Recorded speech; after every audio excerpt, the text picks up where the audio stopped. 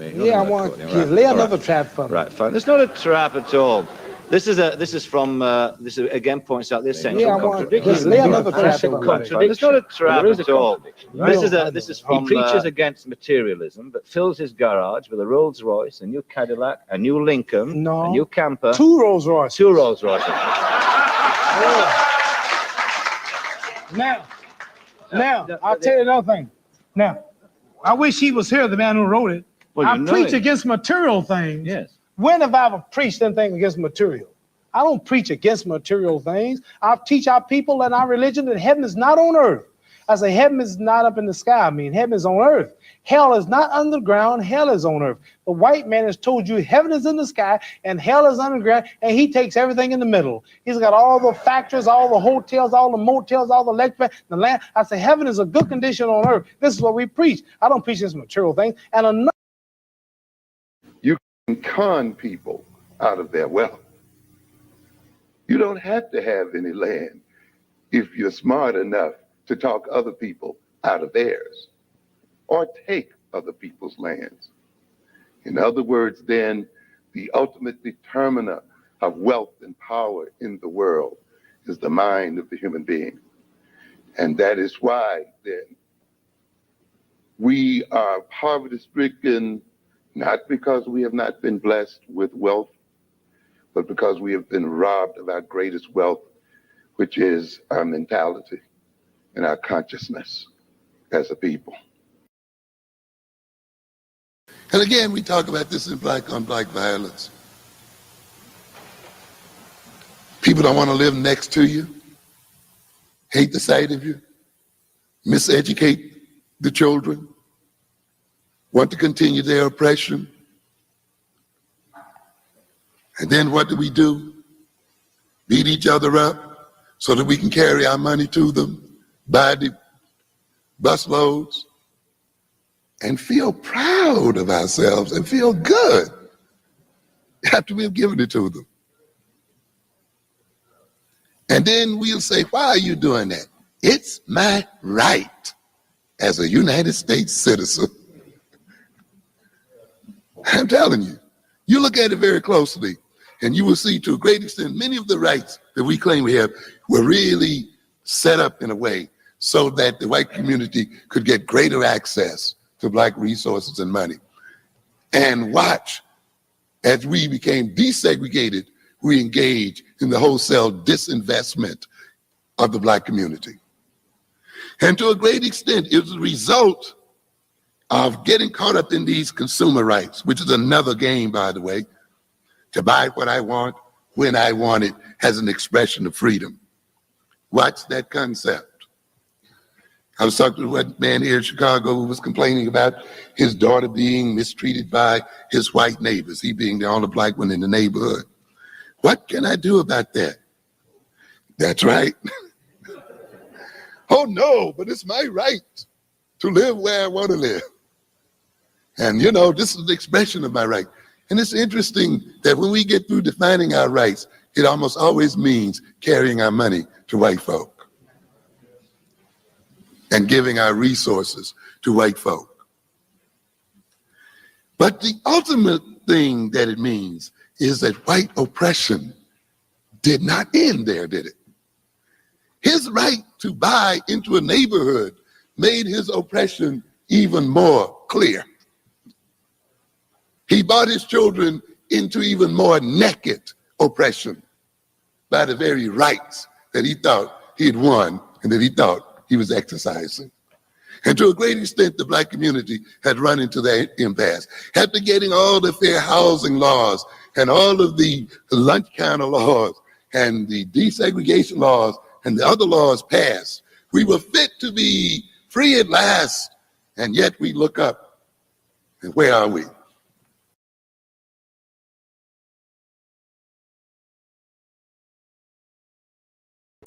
What is good, my people? We are live back again with another live broadcast on the forecast. Yo, what up, Raw? Shouts out to Raw in the building. First Rifleman in the building. You know what I'm saying? Yeah, I appreciate it. I really didn't mean to come on here late. You know, I kind of got caught up in the rabbit hole and then doing other stuff. But and also I wanted to show some other stuff too, but I got caught up. So I'm not gonna be long on here, right? But or I'm gonna go through it, and what I'm saying is if you want to come on here, I'll put the link in after I'm done. You know what I'm saying? Because I'm gonna make it make sense. How we don't, like, even the things that we do that we're good at. We don't commodify. We don't make it a commodity where we put a value on it and sell it at the right price and create your own stable thing, and then we just got unsanctioned cookouts going on everywhere. You know what I'm saying? So first, let me do this. And like I said, I'll be quick through it. I'll try to be quick through it, right? Because I did go way too far with it. But I know this was a lot of y'all yesterday right here. You know what I'm saying? I'll play this for my boy. I know this was a lot of y'all at the cookout last night. You know what I'm saying? So I'll let y'all live and watch the fireworks or whatever the hell you're doing to celebrate here.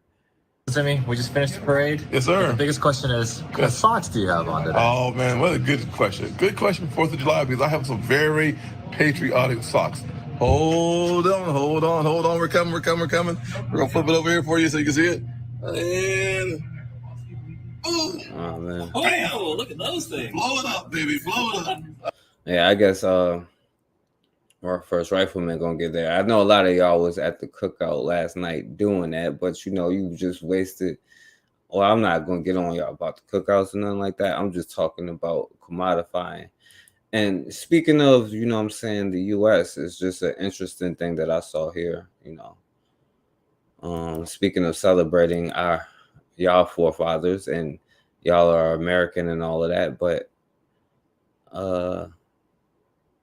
this report reveals, guess what? Most of the U.S. leaders have slave-holding ancestors. What do you know? Their freedom. A new reporting project from Reuters found that some of the most powerful people in the country today are direct descendants of powerful slave-owning early Americans. I recently spoke with Tom Lasseter, an editor who worked on the Reuters project. While he was seeking responses from Republicans and Democrats alike about his team's findings, he too was reckoning with new details about his own family's ties to slavery. Tom Lasseter, welcome to the NewsHour. Thanks for being. Removal of Confederate, the question of whether we've sort of full political and institutional leaders. There's a number of details in your full report, but some of the findings, I want to hit the highlights here, are eye-opening. Among the 536 members of the last sitting Congress, 100 had ancestors who enslaved people. That includes 28 senators. Yeah, I want y'all to remember that when y'all watching fireworks, right? These are the people that's quote unquote in power in Congress and all of these other places today.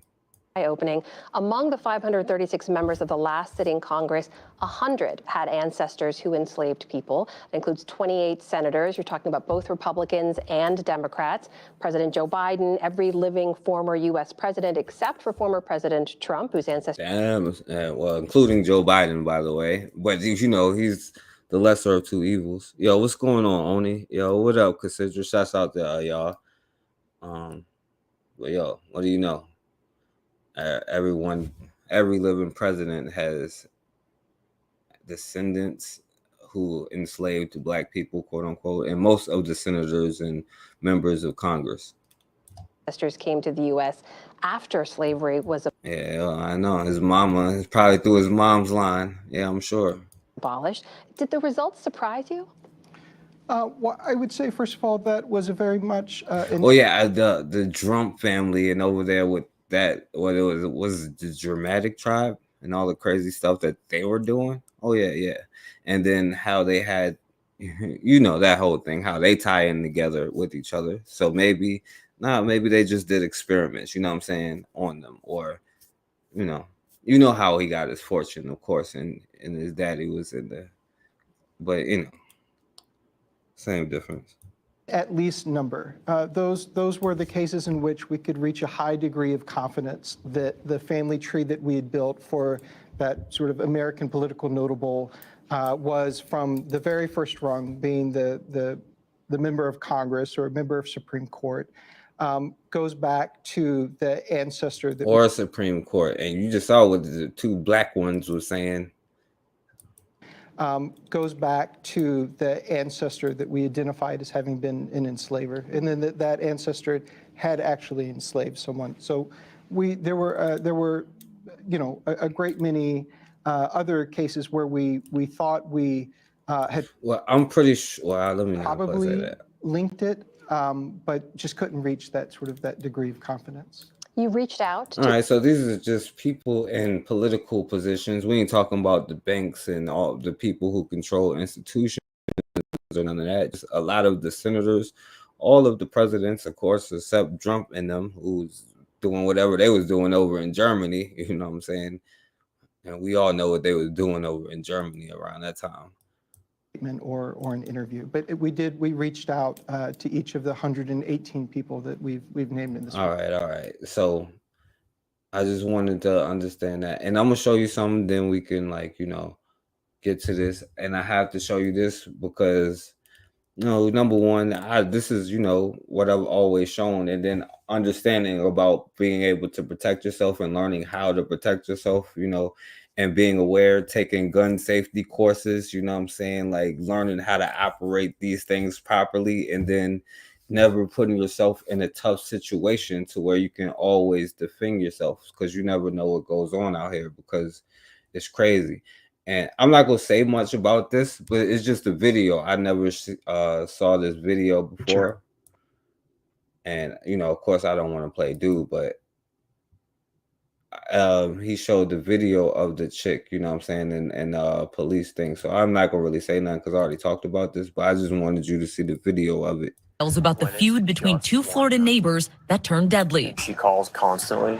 Susan Lawrence making multiple calls to authorities about Ajika AJ Owens and her children for more than a year before she was charged with shooting and killing her. What you call for? I called because the lady across the street on the phone hit me with a sign. In February of last year, Susan Lawrence alleging Owens picked up a no trespassing sign and threw it at her as she walked her dog on Lawrence's property. Sheriff deputies asking Owens for her side. I picked the sign up and I threw the sign. I literally picked the sign up, and as I walked up, I threw the sign. I said, I can go and buy a sign too. It still doesn't mean anything. In April, Lawrence accusing Owens and her children of stealing her mail, calling her names, and trespassing. How are you?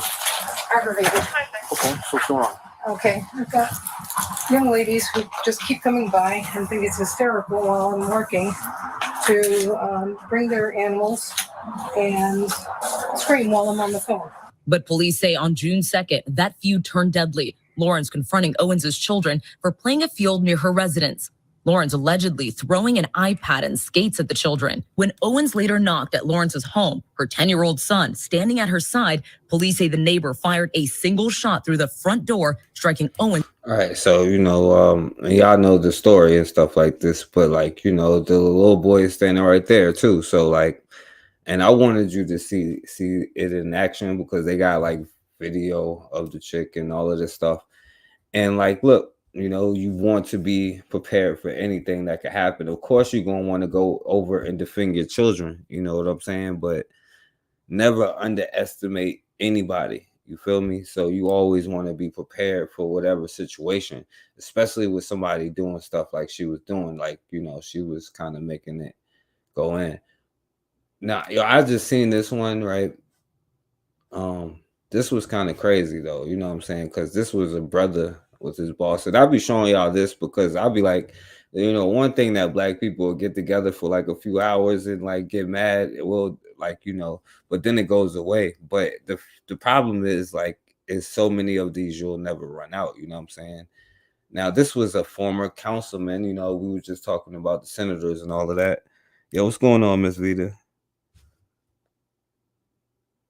Yeah, yeah, she went out there and she armed herself, and that's why you want to make sure that you do the same. You feel me? But listen to this brother here, you know what I'm saying? Well, this the dude ended up getting found guilty or whatever, but he tried to bury the dude under a septic tank, you know what I'm saying? And this was his boss or whatever, who was a former councilman. Actually taking the stand himself today, saying, quote, and I'm going to read it for you, "I'm not guilty of murder. I'm guilty of self-defense, and I'm guilty of burying the body," saying that he, quote, freaked out and, quote, "it was my bad." Now take a look at this video right here. Triplett says this video shows Mac jumping into the septic tank hole on September 20th. The two got into an argument down in that hole, and Triplett was telling Mac this was his... Yo, she was definitely planning, just like this white boy was planning the whole time. He was like, you could see them getting into the hole, you know what I'm saying? And then he said they got in an argument right then because he got mad because he was going to fire him. You know what I'm saying? $11 an hour he was making. And so he smoked him. And then he felt threatening, so he shot him. So why is he even in the septic tank with a gun anyway, though? Got into an argument down in that hole, and Triplett was telling Mac this was his last day on the job. Well, Triplett says Mac then pulled out a gun while still wearing thick work gloves and pointed it at him. Triplett says he immediately slapped the gun out of Mac's hand, and during the scuffle, Triplett testified he spun Mac around and then shot him in the back. Triplett says although... Yo, he turned into a Chuck Norris out here, or what's the dude with the ponytail that they be loving? And who's like, he seemed slow to me, but he think he one of them action heroes. He pulled the gun, he smacked it out of his hands, they fought, then he turned him around, shot him in the back. Like what? Like he said he shot him in the back for self-defense. Around and then shot him in the back. Triplett says although Mac is younger and stronger than him, Triplett was powered by adrenaline. Mac's family shaking their heads, rolling their eyes, and laughing in disbelief at Triplett's testimony. And regardless of how he portray or the community portray Brent, he still was a human being. And for you to discard him like he's an animal, that's not nice. There's two people that entered this construction site and only one man left. Yo, black people is the most censored, you bite your tongue people in the world. It's not nice. Where's the other man? Well, on that site, he was determined to be 9 feet deep. Oh man, yo. So anyway, real quick, right? Because this is it. Before we go, oh no, it's more stuff, but it's gonna lead into what we're talking about, though. You know what I'm saying? Because it's like keeping your head on the swivel and stuff. Dude was found guilty or whatever, and I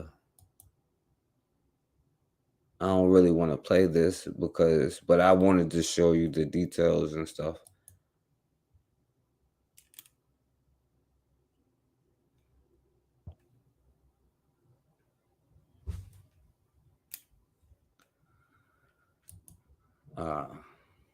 All right, so it's probably not gonna play, but you know.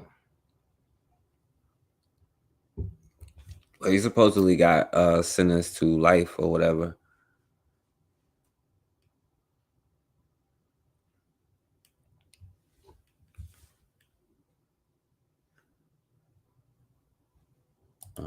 Was sentenced to life in prison after being found guilty in April of killing his co-worker, Brent Mack, and burying him under a septic tank. What I do know, though, when it comes to any kind of thing, you know what I'm saying, it's better to be judged by 12 than carried by 6, you feel me? And you want to go home at night, you feel me? So it's very tough to call when you with the people that you think you trust, you know what I'm saying? That's why you want to be prepared and knowing how to do things, and you know what I'm saying, understanding how to keep your head on the swivel and aware of all times of whoever that you may think, you feel me? Because yeah, you never know in a personal dispute, you know what I'm saying? But what you do know is enough that you getting smoked, you know what I'm saying? It's time for, you know what I'm saying, you to go home. That's what I'm trying to tell you. Let me give you the background. Investigators said that Triplett fired Brent Mack on September 20th, 2021, and gave him a $1,000 severance before dropping him. All right, Police y'all reviews. can listen to that if y'all want to. I'm gonna skip it, right? This is another joint that I saw that I was just kind of sick, right? Because I want you to understand We begin tonight that. with the mother warning other parents after she says a man abducted her son on the way to school and sexually assaulted him. The suspect is behind bars, but investigators tell us they've already connected him to a second attack. Police say one assault happened in Dallas, the other in Irving. Devon Fernandez went to the Oak Cliff area to speak with one victim's mother. Some neighbors in Oak Cliff are on high alert right now after police say this man, 34-year-old William Rex Beckham, was arrested and charged with 2 counts of aggravated sexual assault of a child last week. My son was kidnapped and sexually assaulted at gunpoint. One mother speaking out right now, saying she wants to warn other parents about what happened to her son. She says her 12-year-old was walking to school on May 9th when the accused man approached him near Moore and 8th Streets. The child said the man held a gun to his head and forced him into this maroon SUV. My baby tried to jump out of the car. He restrained my child, hit my child. The woman says the suspect drove her son to a nearby neighborhood, then forced the child to get into the back seat. The boy told his mom the man sexually assaulted him at gunpoint while calling him racial slurs. Hate is a strong word, but I hate you because of what you did to my child, how you tormented my kid. Hate is an understatement in this point, you know what I'm saying? How you tormented my kid. According to court documents, that Dallas assault happened just days after a 13-year-old boy from Irving reported Beckham also sexually assaulted him at gunpoint. That teen told police the man picked him up at President George Bush Turnpike and Rainier Street. Sources say the suspect threatened to harm both boys if they reported the crimes. You preyed on the wrong child. You hurt the wrong family. That worried mom says the trauma for her son, for her family, is unbearable. We've learned both victims identified Beckham in a photo lineup. Detectives believe there could be other victims. They need to contact the Dallas Police Department, and we will absolutely take care of them and absolutely ensure that they have everything they need.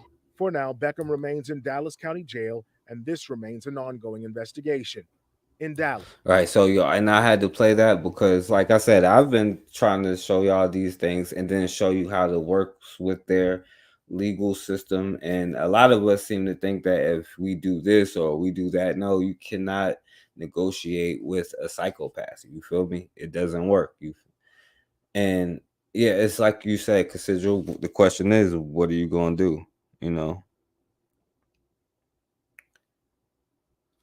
Yeah, and she definitely reported it, but yeah, it's no telling how many children this person did it to. And this is also the importance of, like, you know, just safety thing. I know anything can happen at any time, you know what I'm saying? But I think that is important that, like, you know, for me, I would be like, yo, train your children as young as possible to learn how to do things, you know what I'm saying? Like, make them start chopping wood or something with their hand, you know what I'm saying? Like, do something to make them realize the world that they're in, to have their head on a swivel, you know, and to be as prepared as possible. But, you know, it's not everything that you can do to always prevent something. But then it goes back to what we was talking about with the deacons of defense and all of that stuff, because until you got something that's there to punish somebody else, then you ain't got nothing. If somebody can come in and violate you and your children, then you have nothing. You feel me? All right, so, and this is just to show you how sick they are, you know what I'm saying? Because this is going to go into, you know what I'm saying, what we're going to talk about a little bit later, you feel me? Because I'm going to go into this commoditization, you know, monetization, you know what I'm saying? So I'm going to just say monetization. But listen to what these white bitches did to this probably a white kid, their own kid, you know what I'm saying, who is mentally deformed. You feel me? It's sick for those of you out there. But yeah, like I said, Here's what they saw on that video. These allegations are just disturbing. 5 staff members now facing criminal charges after not only allegedly forcing. Exactly, Raw. You can make your own laws and enforce them, but it takes a bit of courage and a lot of preparation, which would include, you know what I'm saying, training yourself, like doing push-ups, you know what I'm saying? Start there, walking every day, doing something to be in shape, you feel me? Because you don't want to get caught slipping out there at any time. Anything could happen, you know what I'm saying? Road rage incident or anything, you feel me? But this is for those of you, like, because, and this is there's teachers, you know what I'm saying? This is who we probably happen to some brothers in here right now. Not only allegedly forcing this student to eat his own vomit, but also clean it up. You know, I think anybody who watches the video. School during lunchtime. Police say it shows a 7-year-old boy eating his food. His teacher, Sarah Seymour, was on his left, and Deborah Knipe, an instructional aide, was on his right, along with 3 other staff members nearby. And at some point, he goes to stand up, and he looks as if he's gagging. It appears that he's been instructed to sit back down, at which point, within a few seconds, and onto the lunch table in front of him. Within a few seconds of that, we see Miss Knipe, who's on his right, provide him a spoon, at which point he's compelled to eat several. Say this incident happened. Right. So, and you know, pretty much these white bitches made a little white boy probably, because they ain't say, they would have said, but it was probably a little white boy eat his own vomit. And what I'm saying is, you know, this is not who you want to be educating your children. These was teachers here. And we send our children to their schools all day, every day, which is important. What Cassidra's talking about, some men going to the schools near them to help the young brothers and also to protect some young brothers, you know. And shouts out to, what up, Bakari? Shouts out to Bakari, because Bakari was there. That's all I'm saying, Raw. They don't want to listen, because we're gonna go a little bit deeper on it, not too much deeper, but a little bit deeper, right? But this is also important, like what Cassidra said. You want to be there in the schools, because we know what autism, a lot of young Black boys have this autism stuff, you know what I'm saying? It may even be more after everything that transpired the last few years, you know what I'm saying? And I ain't gonna get into all of the jab scenarios, but autism is a problem, you know what I'm saying? I know way too many young Black boys who have autism like this that I know. And you know what I'm saying? There's no telling what could happen to them when they're in spaces. Like, you know, we would leave our kid with a white bitch swim instructor who tell you can't come around, and then your little boy end up coming up drowned.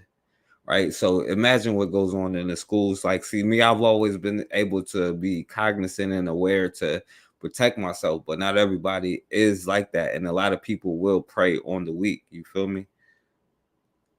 So it's definitely not that. So let me talk about this. You know what I'm saying? Now, I know our cookouts have been infiltrated at this point. You know what I'm saying? Our cookouts.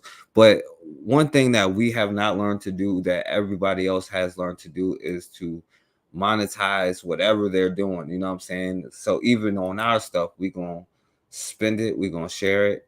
You know what I'm saying? Now, I wanted to play this video of the sister who they say was kicked out. And this is a lot of the problems that we have. This highlights like how it's so difficult for us to like work together, because how they use, you know what I'm saying, like economics really messes us up, because we don't want to mess up the paycheck.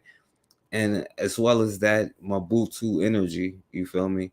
But so this student is talking about Juneteenth, right? And they're saying, well, let's make this a diverse holiday. And so she got expelled from the school because she said we don't want it to be a diverse holiday. Today, I got kicked out of school because a lot of us ain't gonna celebrate Juneteenth, but we gonna show up at that cookout for 4th of July, you know. I know, Raw. I know. I'm just saying, y'all. And there's a lot of young Black boys who have that. And they're in situations where like, yo, like it's difficult to get brothers to go to the schools, you know what I'm saying? Like, and I'm not saying that it's easy just for like, because that's how they made society, like men in general. But then like Black men, is difficult if you don't got like no child in the school, like unless you're under a certain organization or you're doing it a certain kind of way. So like, even if you have to like do it that way for right now, if you don't want to go out in the streets, because you don't have to do it that way, you could go talk to them individually. But it's important to be in the schools to make sure everything that's going on, like, you know, is what Cassidra's trying to do. But so shouts out to her for doing that. And if you want to be a part of that, you know, you put it in the because I think y'all the ones who got, I don't have any in school. She does not either. You know what I'm saying? And it's a shame that, you know what I'm saying, Cassidra is the one doing this. And not to make it like, because yeah, of course, like, yeah, we all got to step up and do everything. But yo, we need brothers, you know what I'm saying, more people willing to show up other than, you know what I'm saying, me, her, and Bakari. You feel me? I got kicked out of school because the director at my school didn't like the feedback that I had for her about something that she said in class.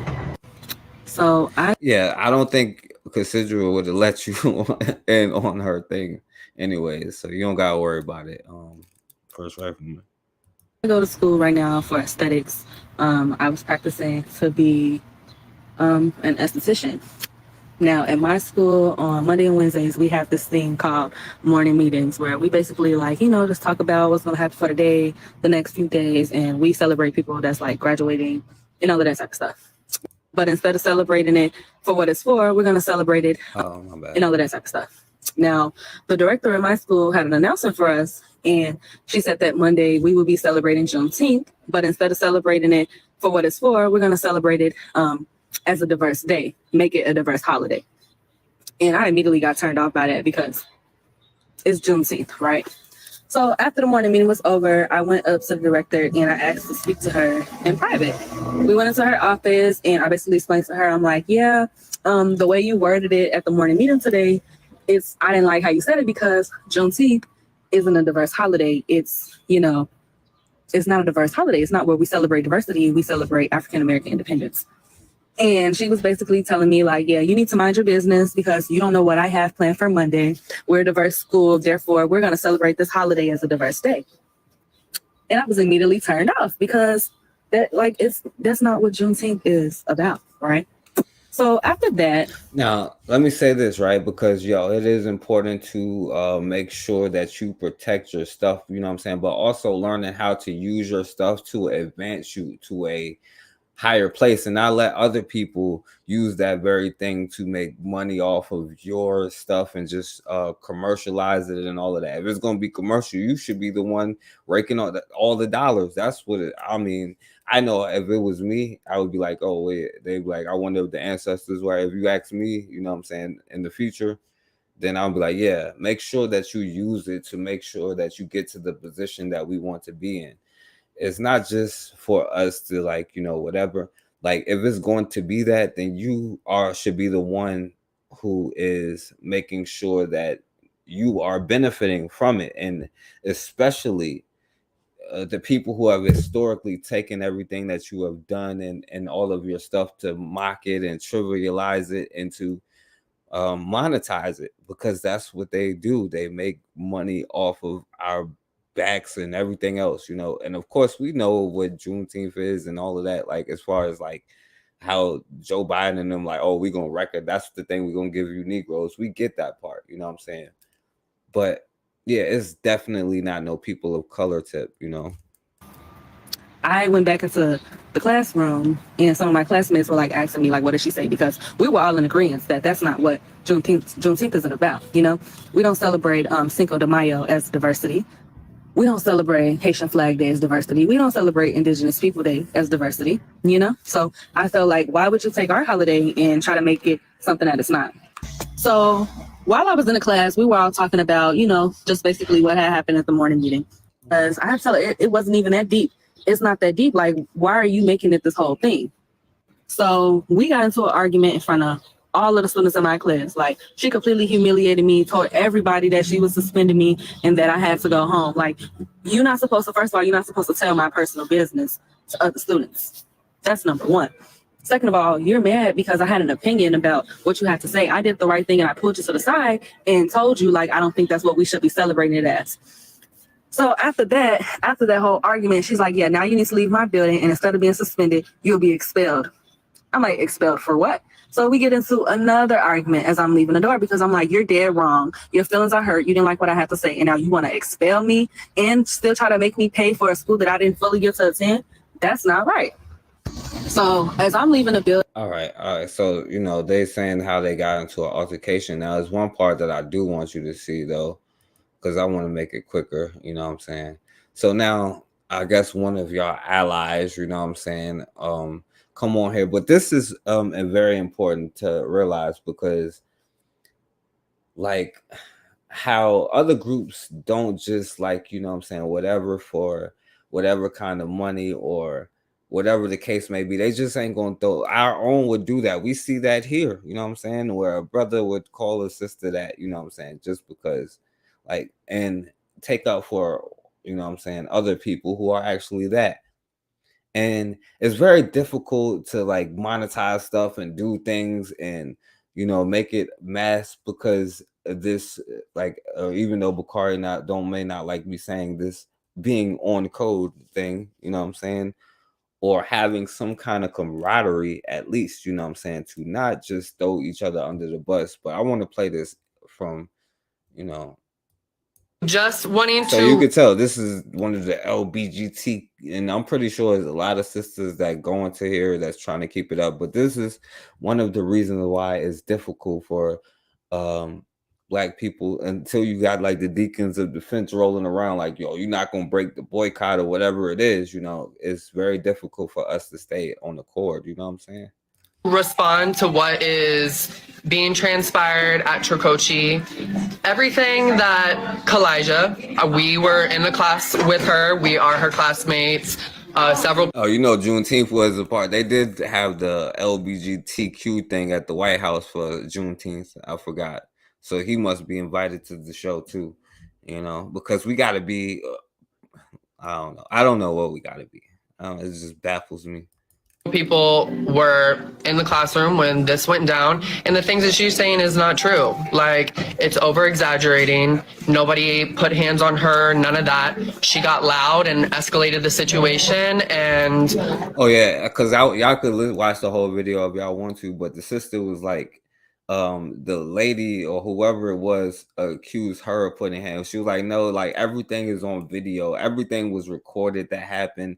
You know what I'm saying? Like, you can just easily go back and get the footage from like in the school, you know? So like, and then they got like a whole lawsuit going on. But I just want you to see how, you know, a lot of the others responded, you know? you know, unfortunately, it caused her to get suspended because she was being disrespectful to an administrator. And with that, when you're disrespectful to somebody who is trying to bring the situation from a classroom and no, how much money you want to bet he was at somebody's cookout? He's probably at First Rifleman cookout. Somewhere else, obviously things are going to happen like you being suspended. So obviously our director had to take things into what she needed to do. And with that, you know, so it's very unfortunate that something that our director was trying to do. Make Juneteenth for everybody, you know what I'm saying? It's a diversity day. It's not Juneteenth for you Negroes. It's for everybody. To help the students as far as just like, you know, bringing a lot of representation, you know, having people be able to celebrate things like Juneteenth. And especially, you know, our director was trying to not have any kind of specific, like, this is an only celebration for Black people, or this is only for celebration of POC people. Like, no. Like a POC people, like, no, what the yo, it was Juneteenth? I don't know. Like, I don't know. This is y'all workings. Y'all wanted to be a part of their society. Y'all wanted to include them. This is Black Lives Matter here. And this sister looked like a damn hostage back here.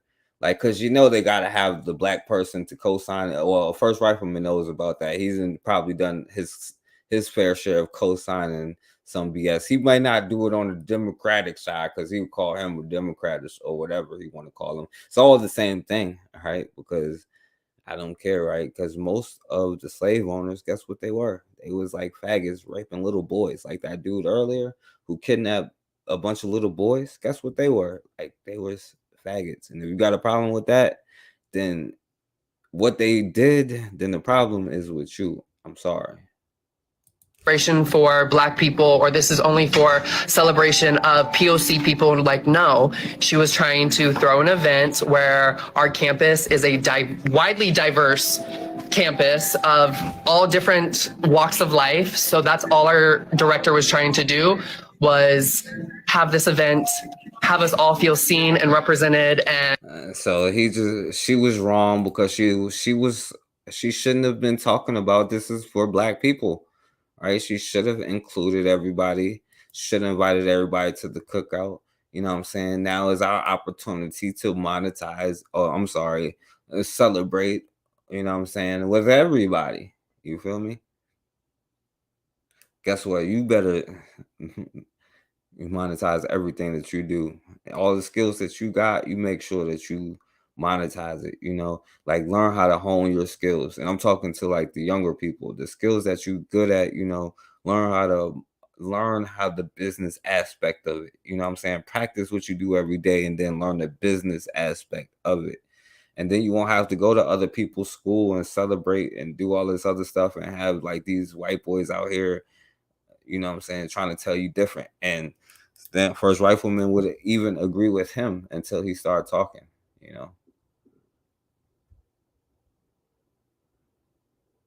Yeah, I know, Raw. I know.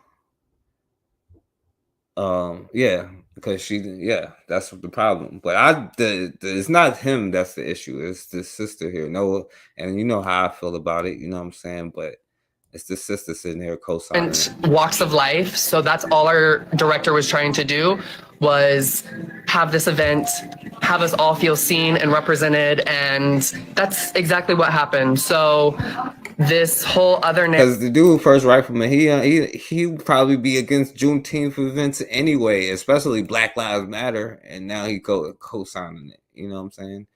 Like anything to go against whatever happened. So this whole Perfect other example. narrative and video of Kalijah explaining what happened, that's not what happened. And Katura is a student as well. Go ahead and speak you, Buki. How she presented the whole conflict, the whole controversial situation was, she was very distasteful. She was very disrespectful to the administrator. She had already went and talked privately to her, and then when she came back, she was completely mad, and she was already like throwing a fit, and she was like, "Oh, you want me to leave? You want me to leave? Okay." And then she was acting ghetto in front of those good white folk.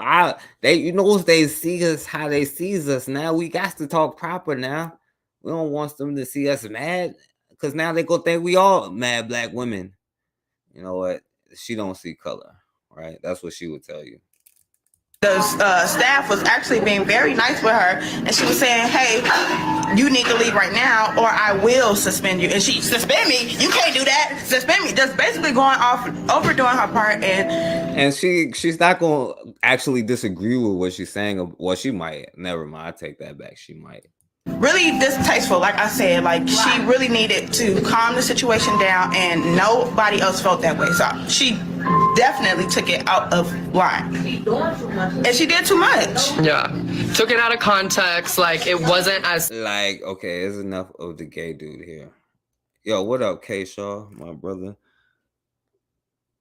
Yeah, I know. And it's a person here. I'm not gonna play her part, but there's a person on this video that knows them, and like knows the whole story, and she kind of broke it down. Like, no, she was not like tripping. You know what I'm saying?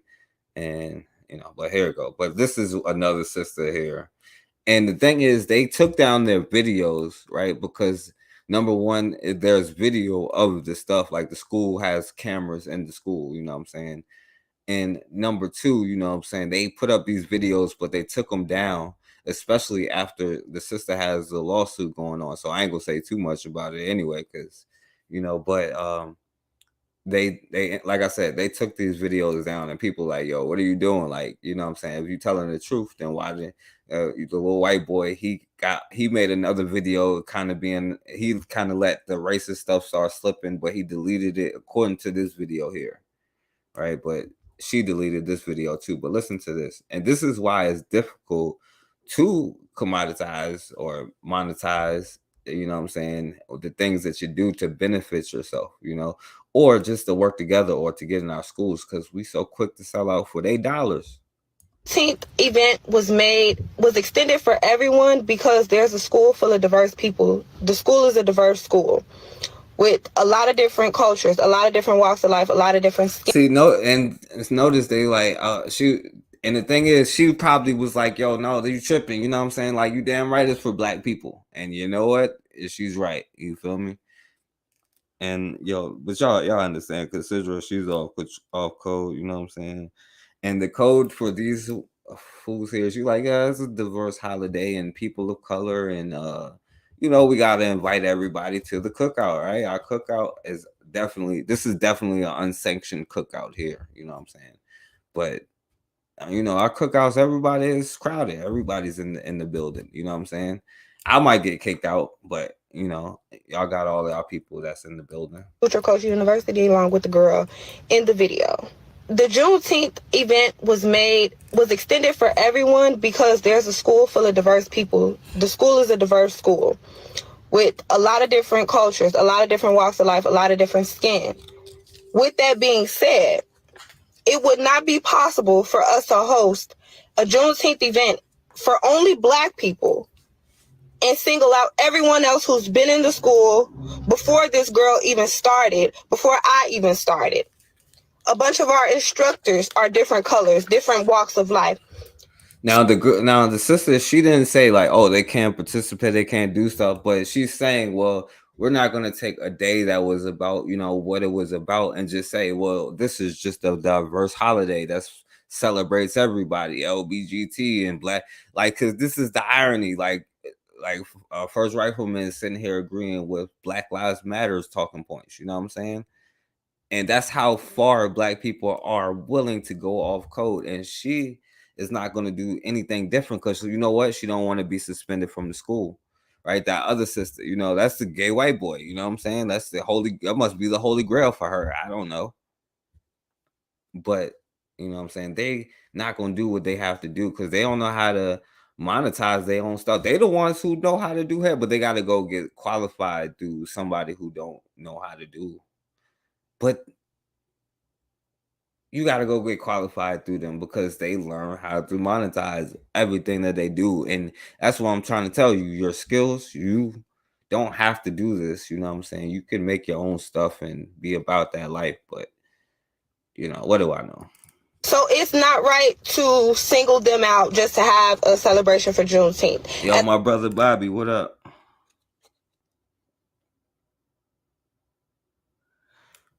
The Jewish holiday? What a Jewish holiday? Oh yeah, no, it's for everybody. Well, Black Poets School have some leprechaun stuff on for St. Patrick's Day and say, no, these for the Irish, you know what I'm saying? But you know, this particular event for African Americans, right? Because they definitely Africans that's been Americanized here. But yeah, they jumped all the way off. For only Black people and single out everyone else who's been in the school before this girl even started, before I even started. A bunch of our instructors are different colors, different walks of life. So it's not right to single them out just to have a celebration for Juneteenth. At the end of the day, all of us are family. We come in every day. We see each other every day. We spend time with each other every day. So it's not that big of a deal. And the only reason the girl got on TikTok and made a video is because she was salty that she got kicked out because of her actions, because of how she handled the situation, because of the loud uproar that she did, and her walking up on the instructor, on the director of the school, and puffing her chest up at the director while the director's walking away and cursing at her and being disrespectful. That's what got her kicked out of the school, and that's what made her make the video. The only thing that makes her look racist, nobody at the school ever. And like I said, they be blocking out racist, but she's calling the sister racist. She says she's racist for saying what she's saying because this is a diverse school. You know what I'm saying? Like, you know, we got gay white boys here, so we can't exclude them. You know what I'm saying? Made her make the video. The only thing that makes her look racist, nobody at the school ever called the girl racist. The only thing that makes her look racist now is what she did after the fact. The video that she made after the fact. And the other video. This must be First Rifleman's sister because he was just calling somebody racist in here. And not acting like that's a bad thing because you know what you do, you make sure that your people are going to survive and to eat. And especially if you the ones at the bottom of the toe, you better start learning how to be. Black people is the ones that need education about race because Black people want to educate, and that's why we can't be racist. I'm sorry. You know what I'm saying? Like, because we don't want to be, you know. We would call other people that, right, for simply saying things, you know what I'm saying, not being, I don't know. Racist. The only thing that makes her look racist now is what she did after the fact. The video that she made after the fact. And the other video that she made about Isaac. and how Isaac. Hanukkah. I don't get Hanukkah or Passover. I think we get Passover, right? I think we get Passover. I don't know if I get these holidays off, okay? I don't know. Yeah, I don't know if they go to school. That's a good question. Is not a person of color, so he should basically not have anything to say. Like I said, everyone in those four walls, excluding her, because she no longer goes there, and she literally just started in the program 3 weeks ago, so she doesn't even know us. She's not a part of the family. Isaac has been there. He knows that everyone in that school is a She talking about the gay white boy, Isaac. tight-knit family. Oh yeah, shouts out to K. Shaw in the building too. I meant to say that. So Juneteenth is going to be celebrated with everyone. If you want to celebrate with just your African American family, then you can do that after you clock out. But at Tricoci, we're going to celebrate as a family. In the words of MG2, you know what I'm saying? We better learn, yes, sir, in Yiddish in this case, I guess, or in Spanish, así senor. Because you can do what you want to do on your own time, but your family, I don't know. But while we on these good white folks time or these good Hispanic folk time, we's gonna be diverse now, and you ain't gonna mess this up for us now. Oh man. But anyway, I'm not gonna play the other sister. You know what I'm saying? Who knows them? Matter of fact, I'm gonna do that because I'm gonna walk away for a second, and then I'm gonna stop it. 2021. This holiday has only been around for almost 3 years now. And we are already trying to make it about everyone when it's simply about Black people. I don't understand why everyone has their heads so far up their asses to where where there's just no respect anywhere. But the teacher was what I'm confused about, because if the teacher herself is a person of color, and if she's not, I apologize, but if she is, and she's a African American, I don't understand why it's hard for her to not understand why one of her African students have an issue with what she is doing with an African American holiday. And I don't understand why you, Isaac, someone who is also a part of a community that is facing struggles and trouble, why you think it's okay for you to try to also say who we get to discriminate on our holiday. I don't understand, who do you think you are? And it's funny because I know how you're wrong in this situation, because not only did you turn off all your comments and all your videos, you also made a video, and then you also deleted that video after you got the hate comments you got because you sounded fucking absolutely stupid and ignorant and like you have no common sense at all. Second of all, to the other Black girl who also made a video to Claudia's video trying to disgrade her for how she feels about her holiday, which is also your holiday, which is what I also don't understand. You also turned off your comments in your videos and deleted your videos after posting them, which didn't stay up for longer than an hour. All right, my bad. Bobby said that unfortunately the majority of Black people will not be down with the program. You got to wash your hands and try to reach the brothers and sisters that are with the program. Ms. Vita says it's unfortunate these Black females will get their wake-up call soon. Y'all, you hear that, First Rifleman? Y'all will get y'all wake-up call soon. Yeah, so and this is the thing, my brother Bobby, I personally feel like it's maybe only the children that you could save. And this is why I'm trying to say, like, you are the ones with the skills. You don't need to be going to other people's places to learn how. Like, Black women have always been doing this for millions, thousands, however long of years, you know what I'm saying? And to even get qualified and to get quote unquote kicked out, you know what I'm saying? But yeah, you definitely should stand up for your stuff, because you know what they're going to do? They know Christopher Columbus ain't come to America, but you think Italians going to be like, oh, Columbus ain't real. Columbus ain't discovered America. They're like, no, we want Columbus Day back. We're going to protest. You're taking this away from white people, right? Only us is going to say, well, we want to include everybody into it, you know what I'm saying? And you know why? And so I'm going to play this, right? Because with my brother Ice Cube here. Y'all can have y'all opinions about him or whatever. I think it is though. I think when I say young folks, I'm talking about, I personally think that when you get born, the people who's born right now have a chance, because we could start right now, but we're not. So maybe tomorrow, maybe the kids born tomorrow have a chance. But this is why it's difficult to get these things off of the ground. And y'all know Ice Cube had the big 3 thing going on. And so he's saying that ever since that he made that thing about, y'all remember when he had the black plan, and Joe Biden and them said we'll talk to you later and all that stuff.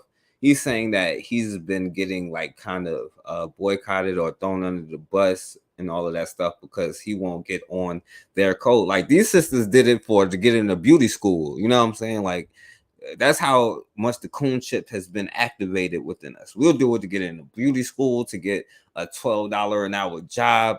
And here's Ice Cube saying that they trying to do that to him because he won't, what I'm saying, play a part, And like I said, I don't know enough about Ice Cube or whatever, but I remember the black thing, the plan that he was supposed to have for black people during the last election thing. And now this is what he's saying. So this is just, I'm gonna just play this. You know what it is? It's your homeboy Ice Cube. And some of you may not have realized that I'm not part of the club. And a lot of you listening to me right here, right now, you're not part of the club either. And what I realized with the club is what makes them so mad is when you don't want to be a part of their club. That pisses them off. What club am I talking about? I'm talking about the club of gatekeepers that we all got to deal with. You know who they are, and they definitely know who they are. A lot of people would be like, what? Who? Come on, man, stop playing. So, ever since First Rifleman, ever since I put out the contract with Black America, they've been with me. Here and there, this and that. But it's cool, I expect that. I've been working with, Yo, all facts, my brother Bobby. That's where we come in though. That's why I say like maybe tomorrow, maybe.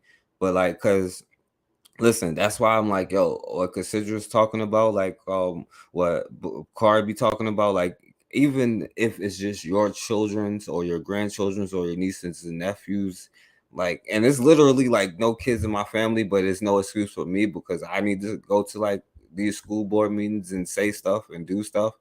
You know what I'm saying? But it's literally up to us to be the ones to do that because they put them in their system for a reason. You was starting to get a little bit too rowdy, a little bit too buck. You was starting to tote them guns and defend your neighborhoods in a systematic way. You was doing your own thing a little bit too much and willing to fight. So we had to snatch up your kids, educate them, quote unquote, you know what I'm saying, and then send them back out to you with a white bitch,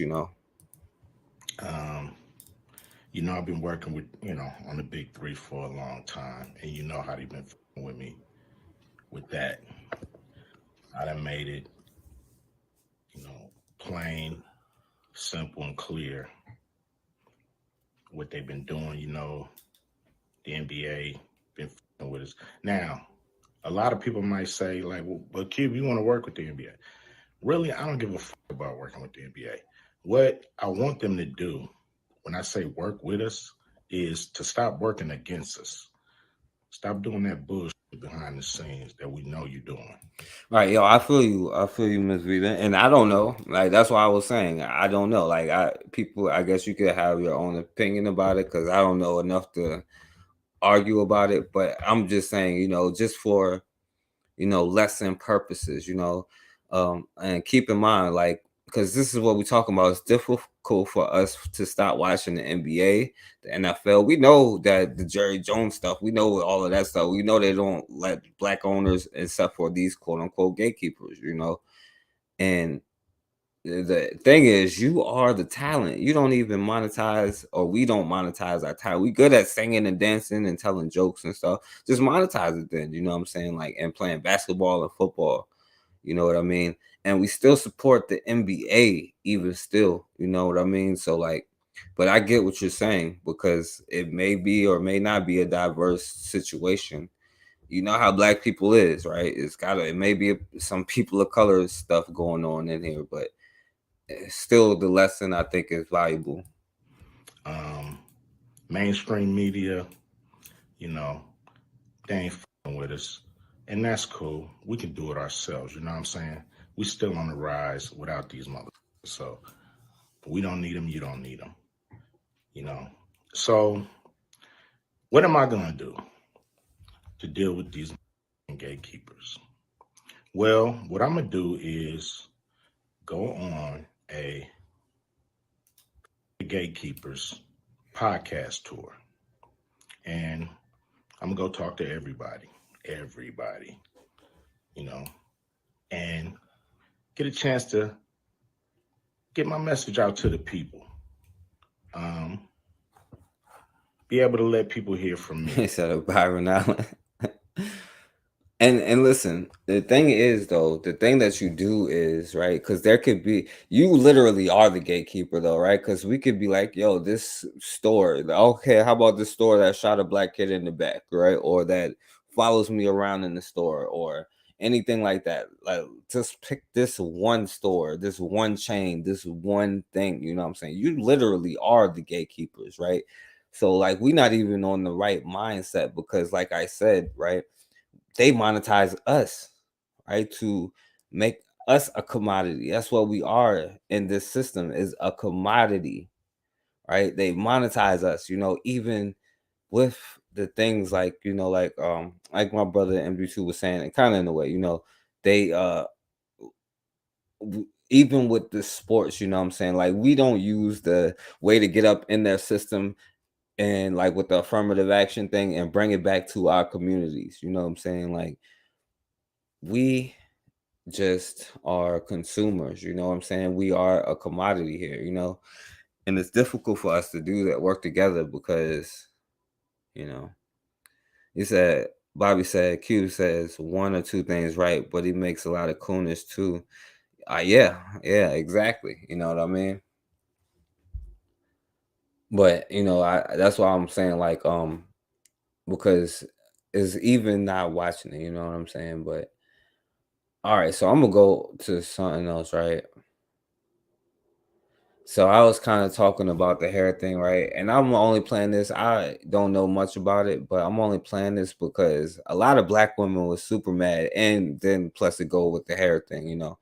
So check this out, right? And I'm gonna skip through it though. So, and this is an educational moment for us, you know, because it's learning how to use stuff. Straighteners, they don't find the hot comb.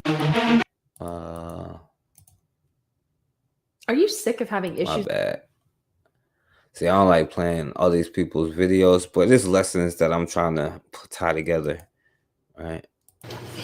So stay tuned, y'all. And then I did it wrong, and then I lost the comb. My kids took the comb. I don't know where the comb went. Anyway, then I was shopping on TikTok Shop, and I saw this, and I was like, oh, that's perfect, because then it will be like heated comb. I like that I can get so close to the roots, and then I read that you need to push it toward the back of the comb. All right, so y'all understand this a lot better than me. But so then a lot of black women start calling her out on it, right? So listen to the links that she would go, right? You know what I'm saying? Because this is going to lead to the next part, right? Comments that are on these other videos. Some people are really upset. Some people are absolutely not upset. Some people are It says it's got to be a joke. Madam C.J. Walker turning in her grave right now. calling me all these names. Some people are being racist. All sorts of things. So I really want to talk about it because, first of all, 4 days ago, I didn't know that hot combs even existed. Didn't even know. I had straightened my hair on a video for you guys, and a lot of you guys were like, you need to follow it up with a comb. And I was having a hard time doing both of those, so when I was advertising it, literally here, it's for all hair types, is what it says. So listen, somebody else got this design and just saying, well, $26.99, you know what I'm saying, for it. which is probably not a black person, but we all know, you know what I'm saying, how black people create things, you know what I'm saying? But like, yeah, they definitely is going to monetize it and use it, even though this could be a billion-dollar industry. Apparently, we can make black millionaires out of it, you know? Because I didn't name it, what it's called. Obviously, the original name was a hot comb. It is still considered a hot comb. I didn't name what it is. They should change it and call it a hot comb. I've gotten a few comments like this saying like Madam CJ Walker would be very upset, would be because she's the creator of the hot comb. But last night when a lot of these comments started flooding in, I started to do my own research on the hot comb, and Madam CJ Walker is actually not the inventor of the hot comb.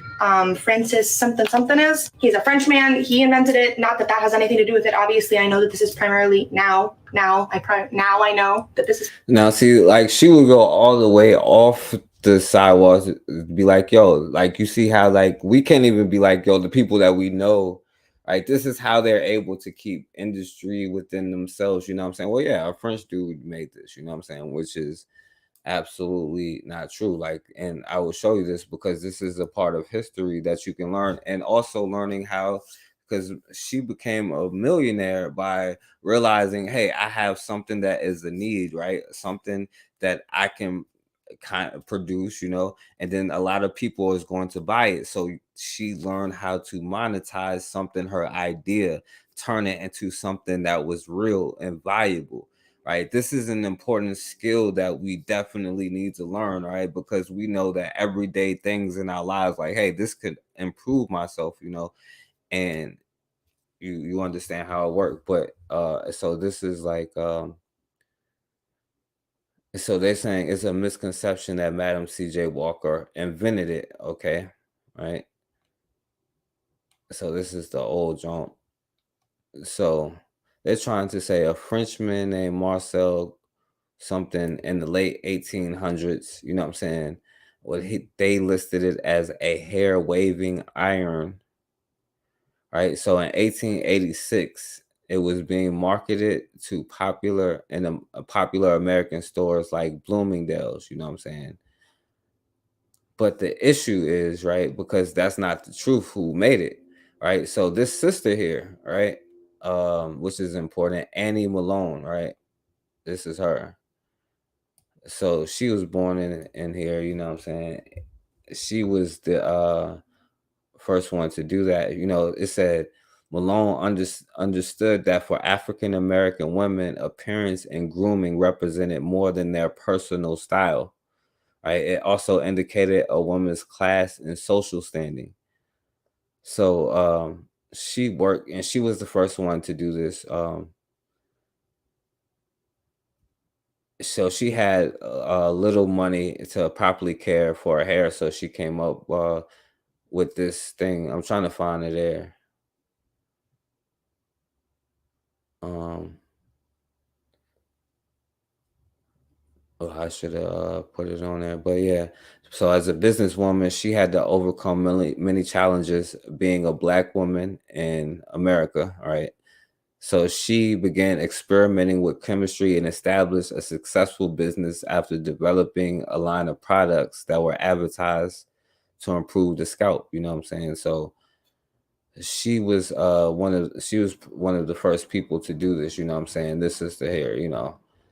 So it was not no French dude. It was this sister here, and she learned how to. Well, and then Madam CJ Walker came along and learned how to, you know what I'm saying, sell it and make it a household item and improved upon it. You know what I'm saying? But they learned how to take the things that they needed and turn it into business. You feel me? So, you know. But anyway, you know, let me see here, because I'm gonna go to the next part, right? Because that's something that's important, you know what I mean? And I'm gonna play this part. I feel like I should have been had something else right here. But whatever.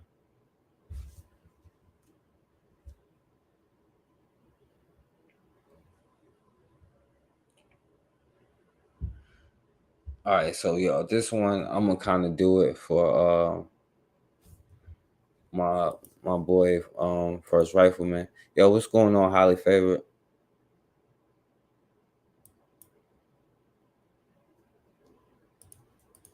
All right, my bad. Let me hurry up, y'all. All right. So all right, then I'm gonna go to the next part. This is my part because I'm gonna let you know what I'm saying, this is for first riflemen and the brothers out there, you know what I'm saying. I gotta give y'all detox for the day, right? Being on time is white supremacy because what are they always on time to do? Oppress. So I'm gonna ruffle some feathers. But honestly, I think I'm just gonna say out loud what a lot of people are thinking. You are not oppressed. I am not a racist. You have African American only universities. Can you fathom if white people tried to have whites only universities?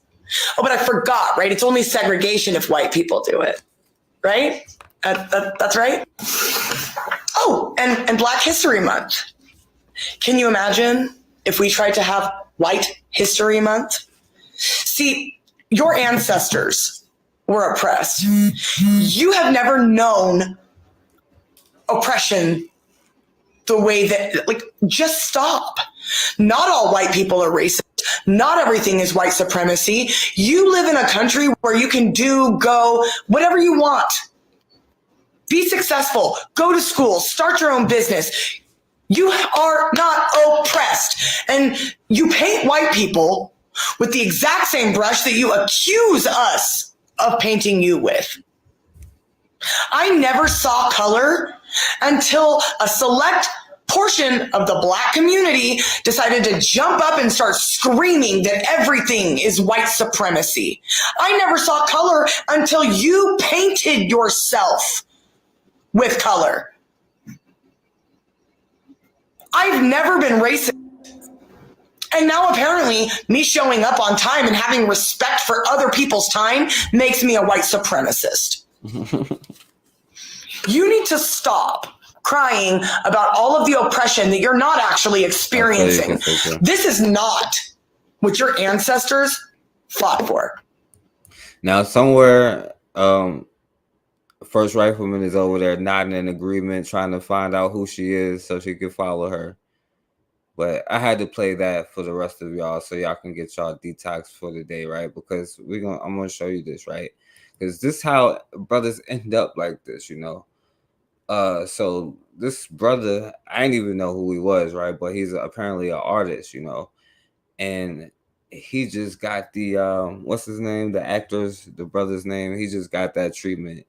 And I'm telling you, young brothers, you're gonna learn, because when we talk about economics, one thing you can't do is spending on a white baby mama. You know what I'm saying? And that's not gonna help the Black community at all. Right. Newsroom, a second woman is now suing country music star Jimmy Allen for sexual assault. This is the second allegation within a month. The woman says Allen assaulted her in a Las Vegas hotel room and filmed them without her knowledge or consent in July 2022. She says the two met on a flight to Nashville and kept in contact until this reported assault. The lawsuit comes a month after Allen's former manager accused him of sexual assault in their relationship as well. That woman says Allen's management company knew about the abuse but still forced her to work with him. In a statement, Allen admitted to having a sexual relationship with that woman, but said the accusations are false. He has not commented on this second lawsuit. It's 2020. Yeah, so yeah, this young brother got caught up, and I'll put the link in there, and after I'm done, I'll put it. I'm gonna finish. It was peace. Shouts out to Highly Favorite.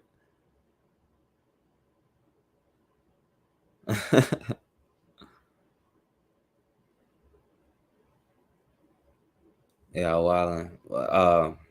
I'm not gonna play this brother video, all right? But I want you to see. You know what I'm saying?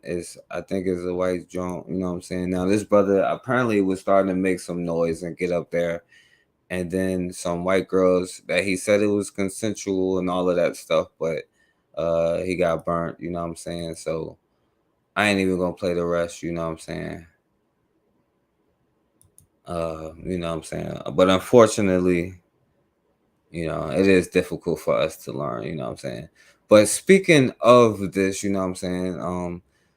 because I was talking about the teachers too, and I'm gonna hurry up and go through the rest of this because I could have showed a lot more, right? But I want you to hear what this teacher got suspended for. You know what I'm saying? One of y'all. Let me show you. Well, if it plays, my junk keeps skipping. I'm almost finished, y'all. The rest of these is kind of quick. Social media. Yeah. Tonight, News Edge reporter Rob Durian. See, yeah, it's starting to skip now anyway.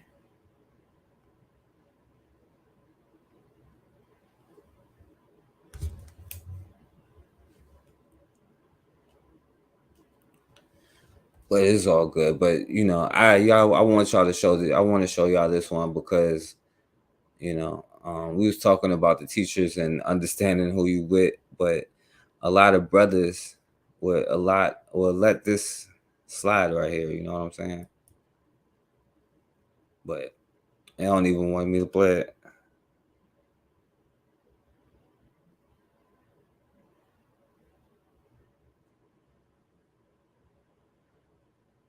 All right, hold on a second.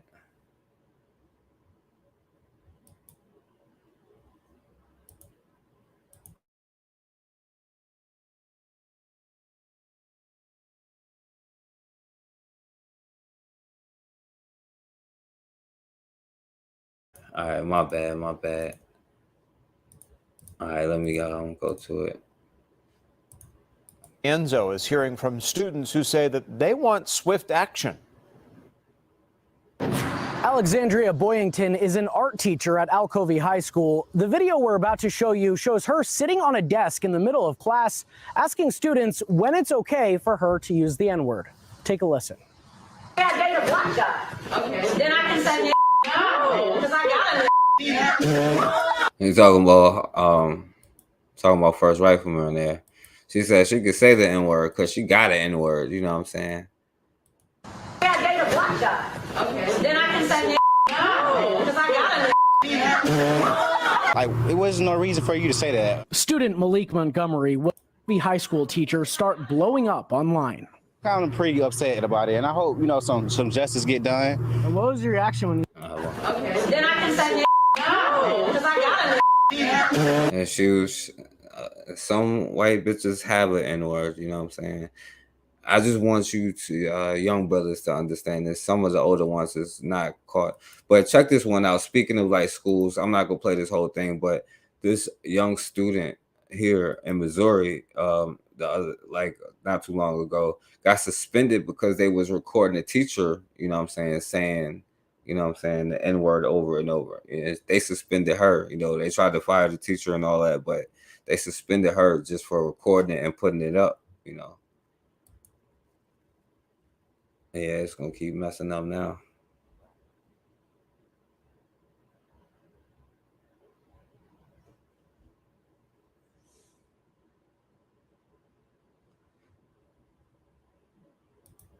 I'm not calling anyone.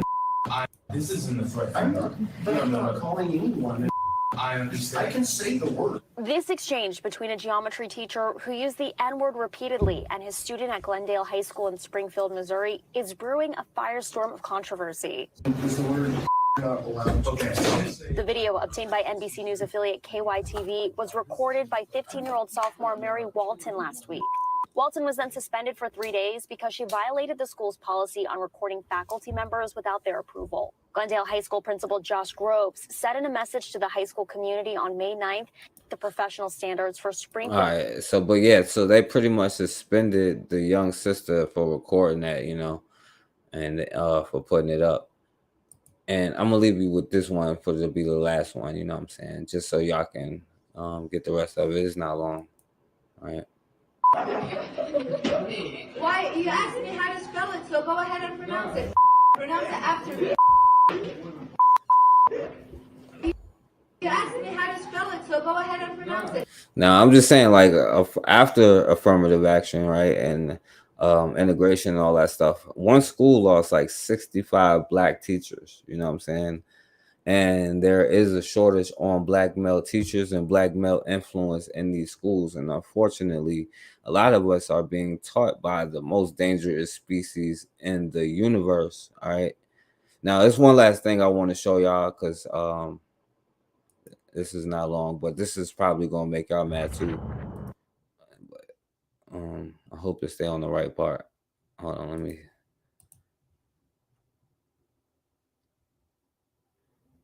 My bad. Let me put it up, because this is just the last part. All right, and then if somebody want to come on, I ain't got long, so y'all be quick too if you want to come on here. But y'all probably have an opinion about this too. All right, so this is Joe Biden talking about Africa, right? There are going to be 1 billion people in Africa very shortly. 1 billion. At the G7, it was originally called Build Back Better World, but we're talking about there's a new PPI, anyway, an industrial policy that we're all signed on to provide the countries in Africa and in the global South an opportunity to grow. Billion. At the G7 people in Africa very shortly. 1 billion. South, there are going to be 1 billion people in Africa very shortly. 1 billion. At the G7. All right, so they talking about, money, right? And of course, this ties in with that. Absolutely. And this is a brother talking about how the U.S. military trains the militias that, and of course, it's not, y'all don't need to know that. I mean, because y'all already know that, but I'm just saying it goes with everything that we've been talking about. Curriculum. He let it go. We do. So I guess the question is, why should U.S. taxpayers be paying to train people who then lead coups in Africa? I know, Raw. I know it's hard to take it. But so I had a white boy come on here so that they can hear it, because obviously I'm just a Negro. Start off with higher May programs. Do we share those values with Colonel? Absolutely. In our curriculum. He let it go. We do. So I guess the billion people. Why should U.S. taxpayers be paying to train people who then lead coups in Africa? You paying for this? You know that? You guess who's a U.S. taxpayer? You. I don't care what kind of citizen you think you are. You know what I'm saying? Guess who's a U.S. taxpayer? Your handpots. So you paying for this, all right? And I don't care if you don't like them or not. I know you ain't down with paying for this. Why should U.S. taxpayers be paying to train people who then lead coups in Africa? How many governments have to be overthrown by people we train before you sort of get the message that our core values might not be sticking with them? All right, he might, and like I said, I don't like playing their videos, but it's important to show y'all these some of these Spain things. and Morocco are being accused of Because this is what happens when you try to go to their borders and they put up fences and stuff like that. And we try to be like, yo, come on into the cookout. It's like unsanctioned right now. And then everybody make a killing off of us at the cookout, and they go home to their communities and fatten their pockets, you know what I'm saying? And then we just clean it up, It's like beer cans and, you know what I'm saying, hot dog wrappers everywhere.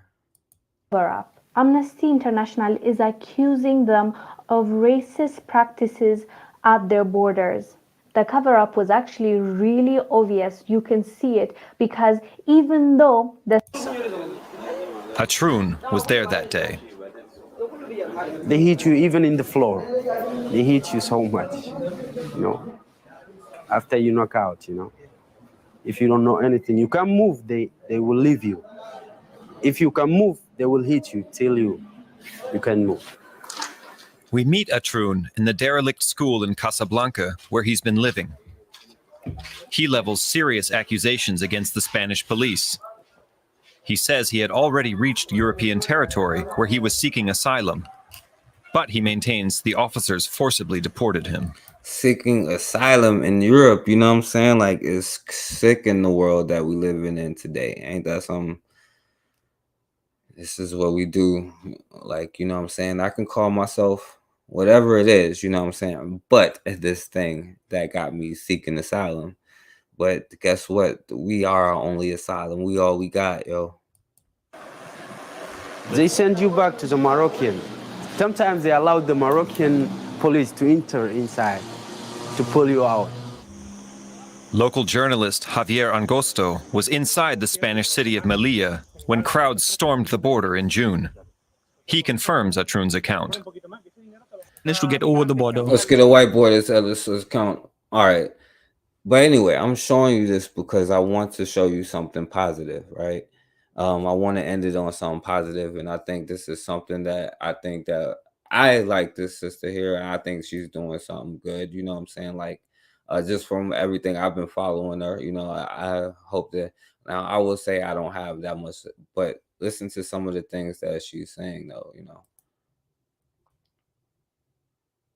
Let me see.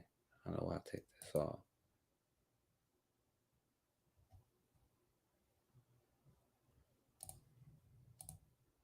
Africa, the largest free trade area in the world. It is expected to add an extra $350 billion to annual incomes by 2035. This is huge because for the first time, Africa can now do business with Africa without all the hiccups and all the barriers. And even more great news is the new Pan-African payment system, which is going to provide huge relief to African traders because for so long, it's been so hard for Africa to do business with Africa or even the rest of the world because of timely and costly payment arrangements. But now with this new payment system, it is changing everything. It has also costed Africa over $500 billion annually just to do business. In terms of additional fees and costs. But now because of the rollout of PAPS, it is a huge game changer. It provides instant payments to cross-border transactions. Now African countries could do business in their own African currencies and get paid instantly. They've also signed a deal with the Arab Monetary Fund, so now they can do business with Arab countries as well. Make sure you join my movement, the African Mineral Rush, so you can learn how you can capitalize off this huge transfer of wealth happening in Africa. Hey, friends. So, all right, and she's over there doing this kind of stuff, and look, she says she's trying to put together a modern home development in Zambia. You know what I'm saying? For I guess whoever want to be a part of it. At least this sister is like doing something. You feel me? Like whether you agree or not, there's something good and positive, something you want to put your money in. Oh yeah, I got you, Cassandra. I'm gonna pull it up. It's a lot of these I want to play, but it got like the songs and stuff because she's showing like the resources and stuff and the land. But she also said this video because this is one of the main reasons I wanted to play this. Just did my first group trip to Zambia, Africa. It was amazing. Many of the people that came were strangers, but are now family. They're part of the tribe, part of our growing community where we are bridging the gap. We're bringing awareness to just going back to Africa, doing business. As many of you know, we have a large scale mineral project where we are situated in the richest mineral producing region in the world. Okay. All of our neighbors are large scale $billion mining and mineral processing operations. So we are it's right here, www.africanmineralrush.com. And this is our IG, G of the house goddess.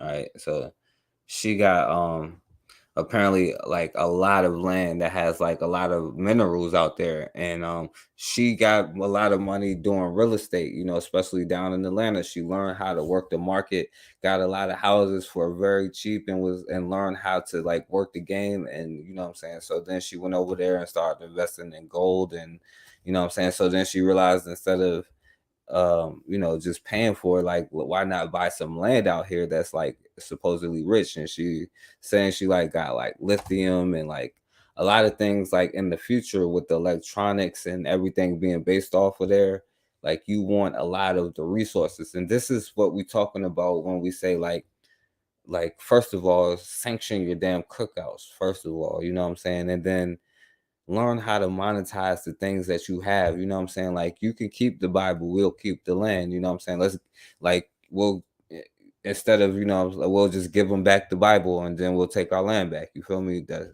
we'll just even exchange it back. You feel me? So it's understanding how to do that and, like, using whatever you have. I don't care what you say that you go or do, it's a smart investment if you're going to, like, or find it on your own. Certain things like that is a smart investment when you look forward at what the market is going to come into the future. Like, how can you be, like, productive, the things that we need to produce in our community. You know what I'm saying? These things is important to understand and to learn it at a young age. You feel me? Or, like, put your children onto, like, finance and the market and all that stuff. Even if you don't understand it, let them understand it at a young age so they can learn how to make their own market and system, and to make, profits, and to make things tangible so that we can actually get things done. You feel me? We're going to continue to do these trips to Africa to seek to bridge the gap, as well as bring awareness to us doing business in the motherland, especially in the mineral sector, and creating opportunities and changing the narrative for the local. But she's about to say a point, though, and this is a very important point that I know a lot of people talk about. People, as well as our people that join our community. But one of the biggest issues that I see when doing business in Africa is the short-sightedness and the poverty mindset of local Africans. You hear that? And Africans afar, apparently, they even reach out to here. The local and short mindsetedness of us folk. You know what I'm saying? It's crazy. Live for the day. Like, do you eat to live or do you live to eat? You feel me? Not all of them, but a lot of them. And this is something that we have to be aware of as many of us are opening up to doing business in Africa and are traveling there. This short-sightedness, this lack of vision, this mindset of just wanting bread for today and not thinking about tomorrow is a huge issue. Because as we travel there as entrepreneurs and, with high hopes and seeing all of these opportunities that are available for us to participate in, we have big visions, right? We have plans, and our plans can't work unless we have the support and the participation of the local people, right? And you'll have some local people that you're doing business with, and y'all end up getting scammed over petty dollars, when in your mind you're like, yo, why would they rob me for, I don't know, 5,000, 10,000, 50,000, 100,000, when there's millions and millions of dollars on the table? It makes no sense. Yeah, she's answering your question for you, First Rifleman. It makes no sense, but we think for today because we hungry right now. But that's the irony, that's the trick bag. Like, they can get you caught up on their money, they dollars, they system, they stuff, they white bitches, name it. And we thinking for today and not understanding tomorrow. And it is a selfish kind of mindset, because, like, really you may have to accept that, like, it's your children that you want to set in a position. Like, you got to give them over the hill. That's your job. You have to get them over the hill, but it may be your children and you want to teach them how to make sure they maintain it and build it up, but you want to leave them in a position to where they can have self-autonomy, maintain their own destiny, do the things that they need to do, create their own industry, feed themselves, clothe themselves, you know what I'm saying? And be able to have their own deacons of defenses. So when somebody break the boycott or they start saying some Mobutu stuff, there's some brothers that's going to roll up and check them, or a couple of brothers, you know what I'm saying? So, Absolutely no sense, right? To us, it makes no sense. But to them, they just thinking about today. They ain't thinking about tomorrow. Okay, so that's the big issue that I've seen. So it's very important that Africans, y'all change your mindset and understand the power of us coming to the continent and us doing business together, and the potential that we can create together. right? But we also have to be cautioned. We got to be wary about the mindset and how the number that colonization has done to the minds of the people by design. Okay? That's why knowing history is so important. But that's why it's so important too that those that are successful in doing business in Africa, create pathways for others. So that way we're not discouraged. We don't get burnt. And now it's like, we develop a bad taste in our mouth and don't want to do business on the continent at all because of these experiences of being burnt and dealing with people that are just dealing with all the corruption that goes on in Africa, the high level corruption, the petty scams, and you know what I'm saying? A lot of that's the risk that you deal with when doing business on the continent, right? Luckily, I've made it this far, and I paid my dues. Don't get me wrong, you're gonna pay some dues.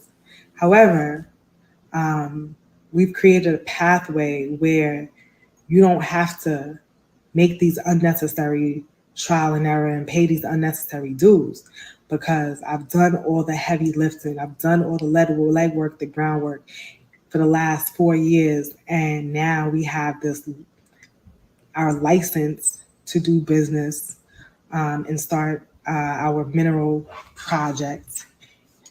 And we welcome you to join. We have a pathway for you to do business currently in Zambia, for you to not go through the trial and error and deal with strange people. You can deal with people that you can trust. Okay? So I'm going to consistently do these trips. I welcome you to join the tribe. I welcome you to join our next trip as well. And join the masterclass and learn about the project. Learn what we're doing. Learn how we're changing the narrative. Learn how we are in position to just really change lives. See you soon. Yeah, and the thing is, what she's saying is not like, crazy or anything. And she's saying like, yo, you have to, not only make waves, and she's also saying like, it's not judging everybody, because it's not everybody. But yo, like, you can't say that black, because we have no problem saying black people here, there, have short-sightedness. It's a global phenomenon. You feel me? It's not just this, but it's a lot of things that we don't recognize. There's a lot of more stuff I wanted to play, because this is another quick one. I know, for example, that many of you have had to get visa to come to Kenya, but I have some good news for you. This may be the last time you are getting a visa to come to Kenya. Kenya is the cradle of humankind. This is where, and I'm talking as a scientist here, this is where the earliest remains of man have been traced. This is where the Turkana boy, the oldest ever traced human remains on Earth, not by magicians, but by scientists. And so, all of you, my good people from Nigeria, my in-laws, the good people from Canada, US, and the rest of the place, UK, South Africa, when you come to Kenya, you are coming home. So, we are looking at the law. We are looking at building consensus as Kenyans, so that because this is home, it's not fair to ask anybody for visa when they are going home. So we welcome you to enjoy the magical delights, charming hospitality, and all right. Let me hurry up. Right. Let me see here. It was. Oh yeah, here you go. I'm a piano. So I don't like. She has a lot of music on it, but Via Africa, and this time I brought my tribe. What up, tribe? What up? We about to charter this plane to our land, our 200,000 acres of land in Solaway, Zambia. Super excited to share this experience with you all. Let's go. Let's make some memories and find some goals. All right. So you know that I don't want to keep playing the music and stuff like that, but you know, so that's them on there, and she has a lot of footage like with them out there doing stuff. You know, so yeah, they and then she has like other footage with them like getting stuff. You know, I just wanted to show you she be out there doing at least somebody like, and if you don't think that is right, you know, then you find your way and you do it right. You know, so you know, all right, last one, 'cause I missed it. I know y'all. So why we talking about this? You know. Cut the check or no reparations, no vote 2024. If you are running for office, do not think you are going to win your election if you don't have a concrete plan for reparations. Biden, do not seek a second term unless it's accompanied by an executive order for reparations for descendants of American chattel slavery. So now this is a threat to the current sitting president, the man that they put in office, to say, if you don't make this a nationwide executive order, you don't get back in the White House. I mean, this is over the top. And then Pay the debt, cut the check, or no reparations, no vote 2024. All right, so and y'all got a lot more opinions about this. You feel me? And I know y'all been going in on there, but yo, yeah, that sister is doing something. And the thing is, right? And even if it's not what you do, or you know, it's just like people who don't know about computers, but they invested in Microsoft back in the day. You feel me? Or the main concept of that is we understand how important that land is, owning land, and where do you want your land? And I don't care what you say that you want her land. It is yeah, hold on, let me share it because this is her yeah, and she's having a trip up to like, and so she's saying people can sign up, you know what I'm saying? Like, and if you sign up, you can go with her to the land. She gonna show you how to like get the gold and stuff. She had a video up here with her getting the gold. It's too far, but this is her name here. She the house goddess on Instagram. It's let me see what it is again. She has her thing up here. I forget. It's africanmineralrush.com if you want to be a part of that. But she's really into like, she does like real estate here in America, like down in Atlanta and stuff like that. So Gia the house goddess, you know, that's her stuff. But yeah, it's just like investing in the stuff that you invest in. You feel me? So I wanted to show something positive. Now, I don't know if I even should put the link in the chat because I really don't feel like dealing with First Rifleman because he's gonna say something we ain't even talking about. Nobody cares about if you vote for Trump, bro. Like, do what you want to do. It's no different from somebody saying I'm gonna vote for Biden. You know what I'm saying? You're just on the Republican plantation. We understand. But I really don't feel like dealing with the trolling, you know what I'm saying, or disrespecting, because the point is, if you think that is not true, then what are you doing? What are you putting together? You feel me? Learning how to do all the things that you want to do.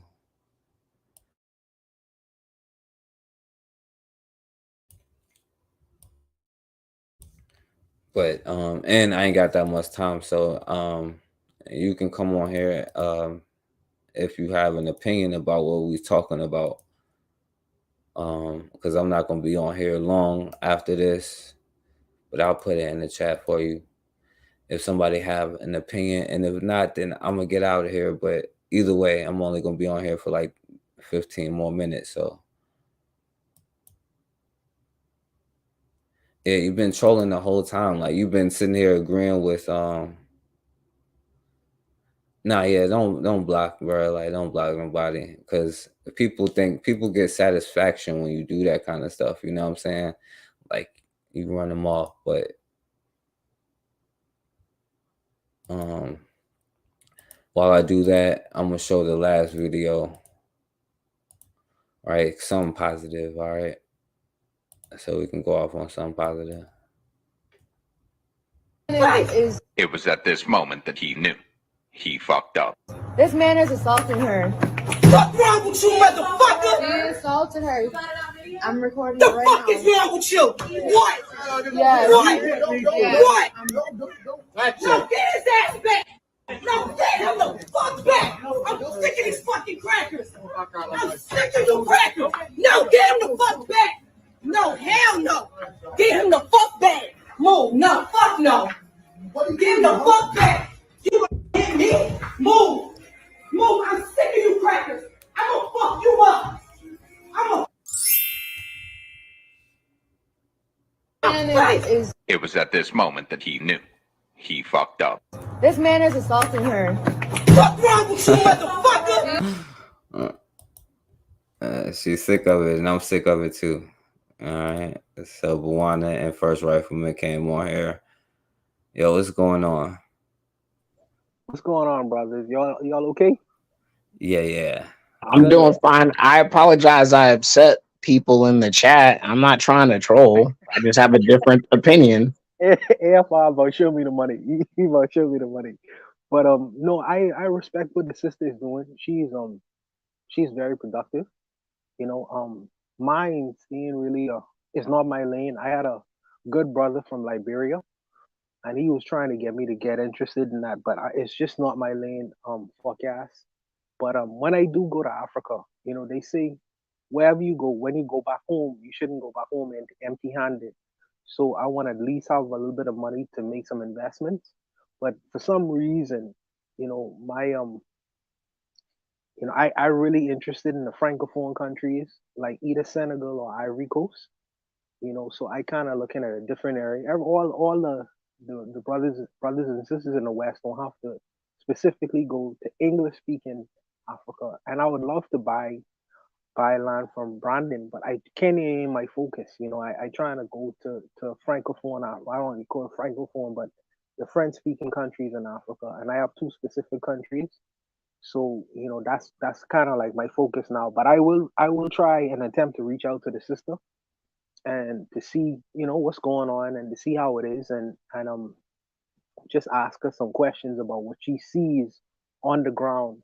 But I respect the sister for actually doing some work, and don't I don't want to dismiss AFI's comments either, because sometimes, and I don't want to be negative. I don't want to be negative, but I recognize that with this internet business, people show photos of what they want you to see, and I think that it's good sometimes to make connections and actually speak to people if you can't go on the ground just to see where the person's head is at.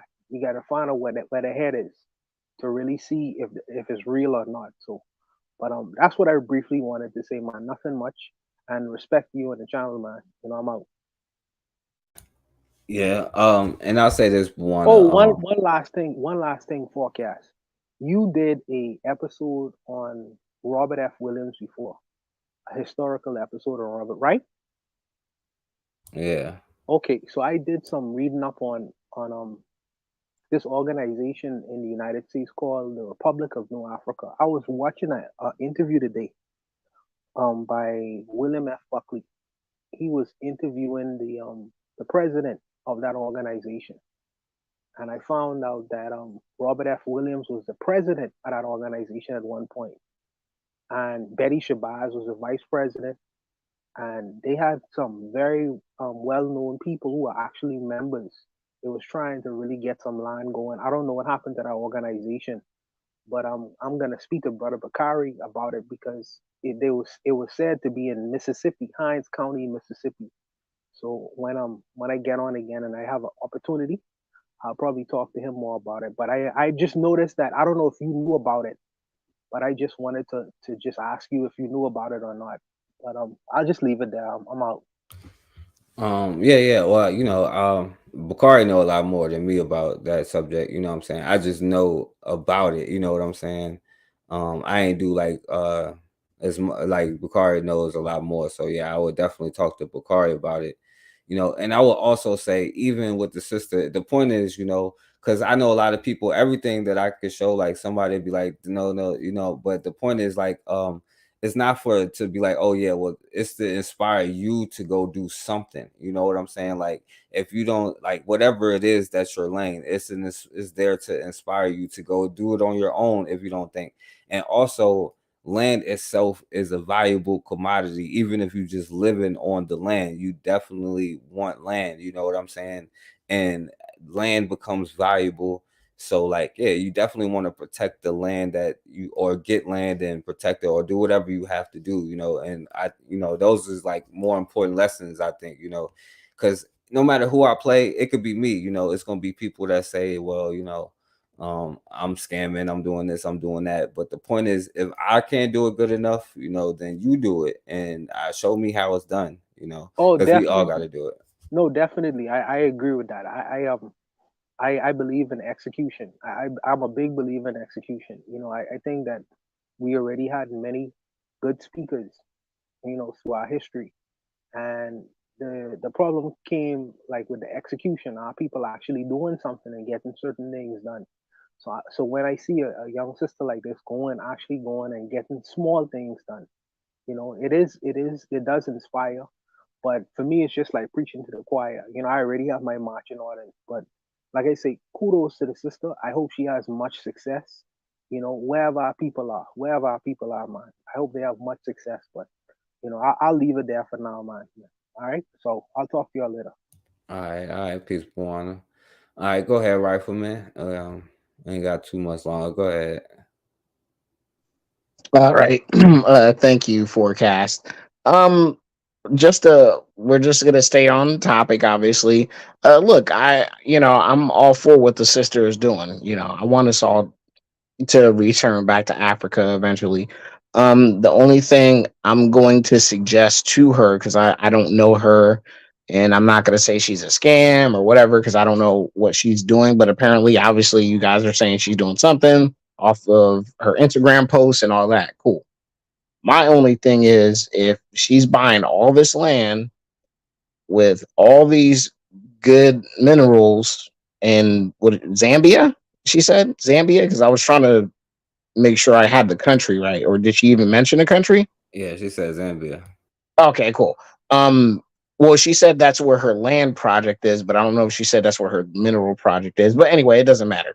Um, like to me, if she has that much land, which it sounds like it's a sizable amount, I would already be trying to push somebody through like the School of Mines and other institutions, or like geologists, or getting like a black geologist to get on the team as an observer, or a consultant or something like that. So I would like to hear more details like that before I would get involved with a project like that. But like I said, just from her just even considering something like minerals is a feat in of itself, because most Negroes, I'm just going to be honest, they want to do, which is not a problem, but they want to do something like, hotels and Airbnb, or, possibly a farm, which is even better. But mineral extraction is like, that's how you build civilizations or whatever. So kudos for her trying to get into that lane, because that's not a lane that most black people even consider getting into. So and the last thing I'll say about it is, um, there have been other scams in the past that have been like mineral resource scams, that people, just like they've done land, like, we've been done land scams with each other, obviously, the last couple of years, since the year of return especially, and people kind of getting scammed out of their money via YouTube and all these other places. And so just be aware, folks, don't hand over money until people are, you see some tangible products. Don't just say, hey, we going in on some land with somebody you barely know. Now, I'm not saying don't do group economics and put your money into a pot and buy something. I want people to do that, but we don't know. You got to know the person. There has to be a level of trust. So that's all I'm going to say. I'm not trying to come here and tear the woman down, because, she's doing way more than I'm doing. Yeah, and look, I'll say this right for her, and I'm not saying to whether, because the thing is for her, she's not letting everybody into her group, and I'm not showing it for you to join her group or not to join her group.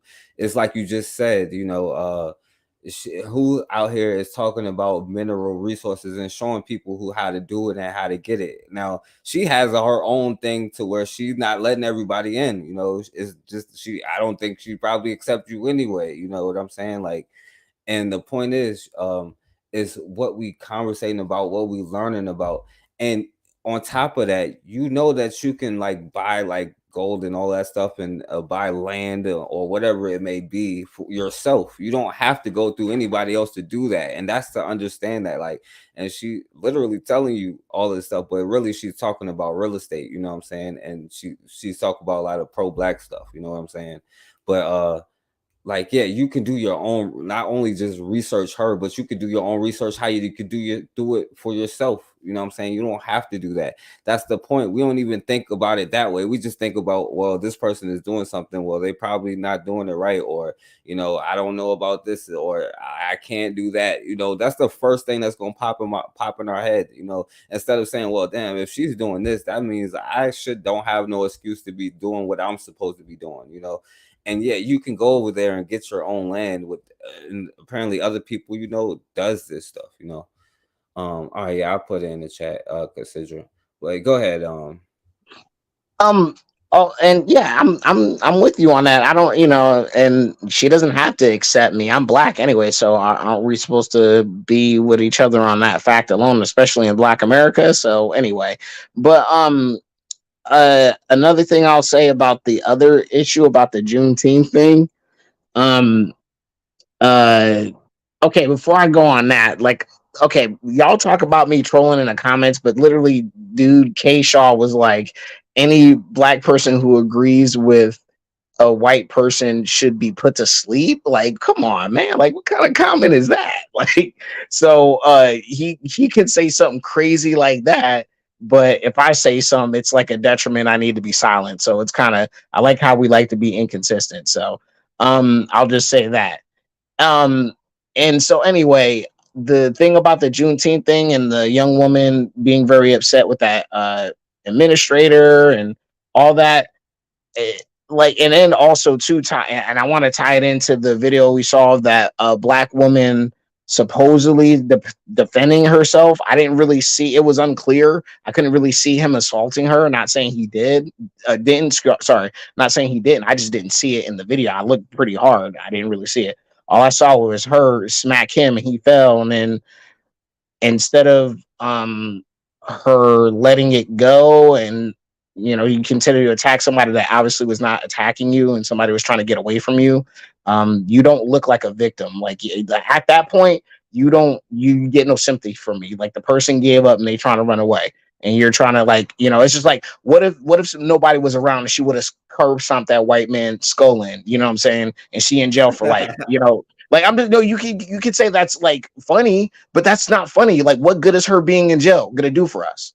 You know what I'm saying? She should have just smacked the white man once and just been done with her day. But she had, I'm tired of these crackers. Ah! Like we don't need that, man. Like, your retribution on crackers ain't gonna do nothing for us, man. That's why I like this revenge and we gonna get them type stuff. It's low IQ and it makes us weaker intellectually, man. Like, that stuff doesn't make us stronger, bro. Like, I don't know why us as black folks talk about we're the moral authority and we're smart and we're great and we're all this, but then we take glee in watching people get hurt. Kind of like how people used to do that to us and we say that was horrible, racism is bad, especially if it's against us and all this other stuff. But then we turn around and we're in the same position and we want to take on the same attitude and the same trappings as the oppressor. That's what kills me about black folks in this country.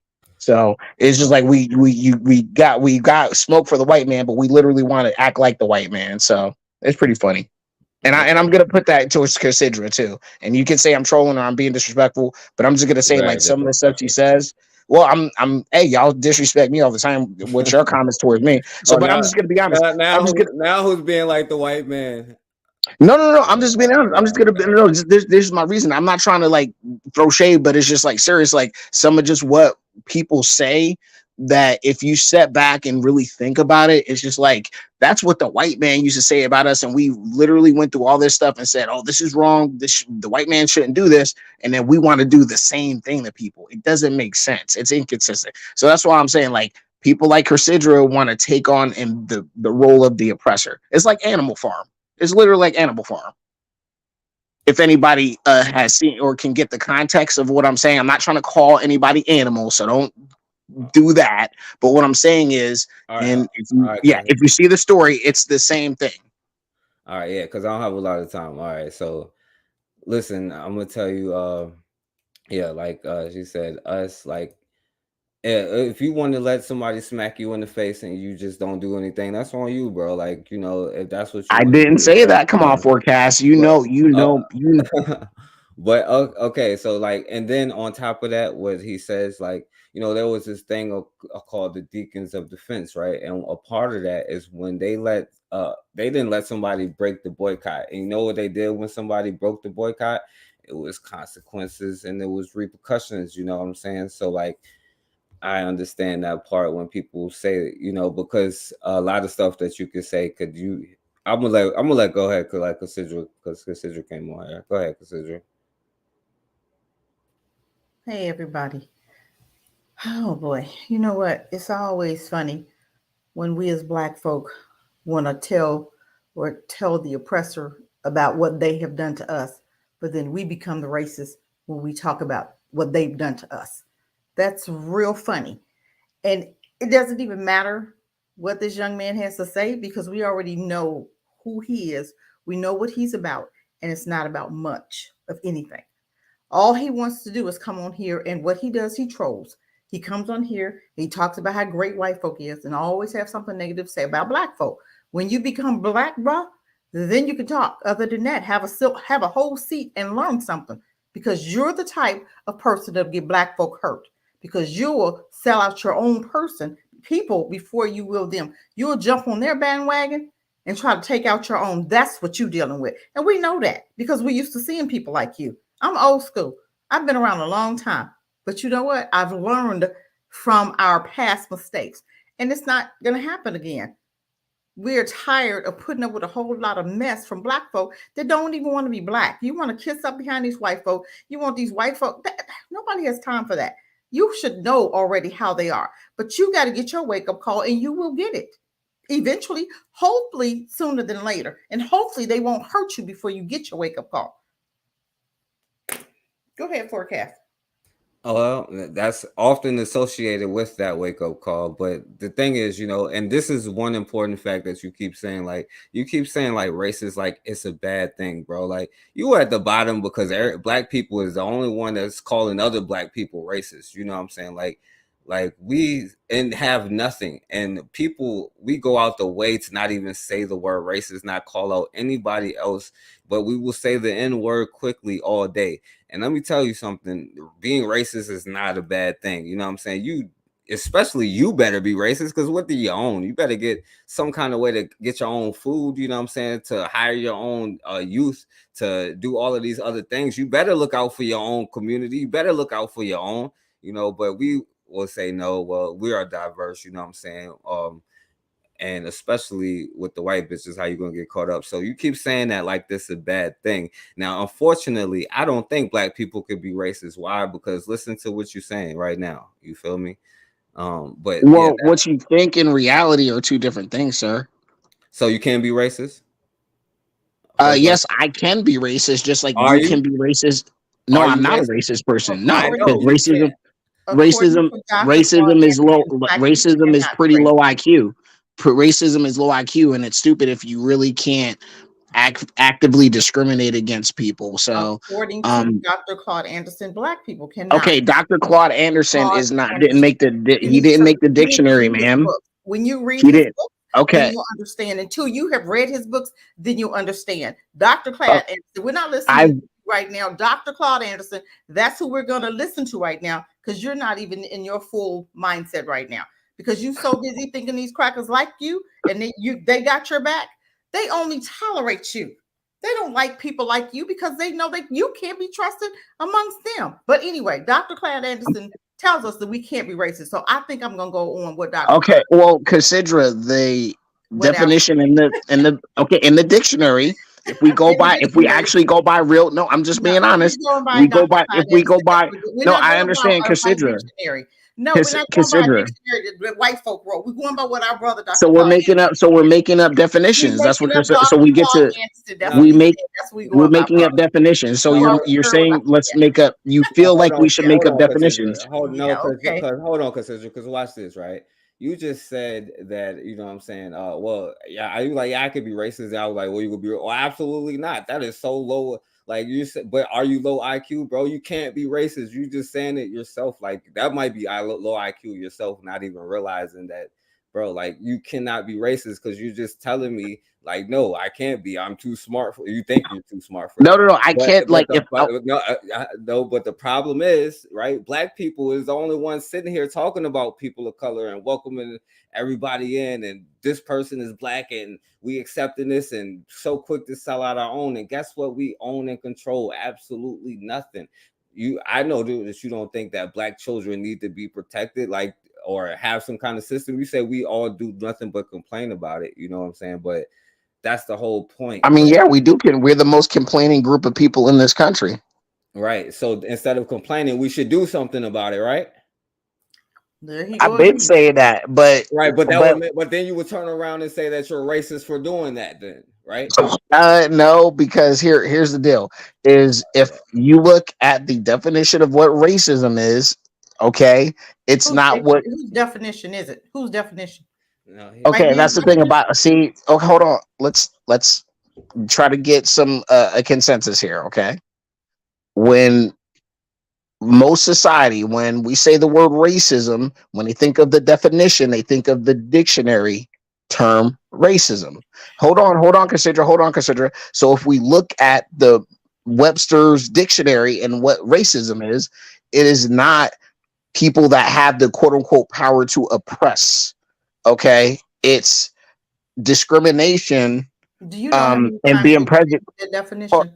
Do you know how many times they've changed that definition to match what they wanted to tell you? What they wanted to say? Okay, look, it's prejudice. It's pretty much being prejudiced, showing discrimination, and like antagonizing people based on the color, race, or ethnic group. That's what racism is. Okay, not don't say no antagonizing.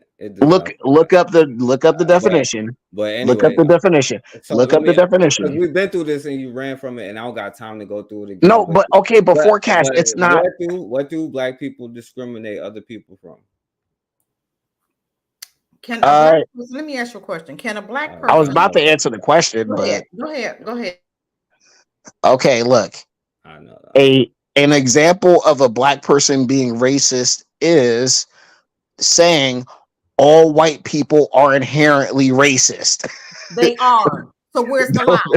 Where's the lie? Well, that's not true. Where is the lie? It's just like, okay, so if a white person says every black person is a criminal, so every black person is a criminal, is that a true statement? Who gives a damn what they say? Who cares? But it's not true. But okay, but listen, consider. But if a white person said that, listen, hold on, consider. If a white person were to say that, we know that's not true. We don't care what. Oh my God, consider. We're talking about reality now. We're talking about not what you want. Reality. I'm talking about my reality. No. Okay, just because. There's no difference. Okay, I got Well, see, that's you. That's you because that's what you know. Hold on, that's a self-fulfilling process. That's what you want. But listen, what I'm saying is, hold on, we gotta be quick. Go ahead. Can I finish what I was about to say, please? Go ahead, finish up and then. Okay. Yeah. Okay. Let me say it, sir. Okay. What I'm saying is, just like we would say, if a white person would just go on TV and said all black people are criminals and thugs, we know that is not. They do say Cassandra, please.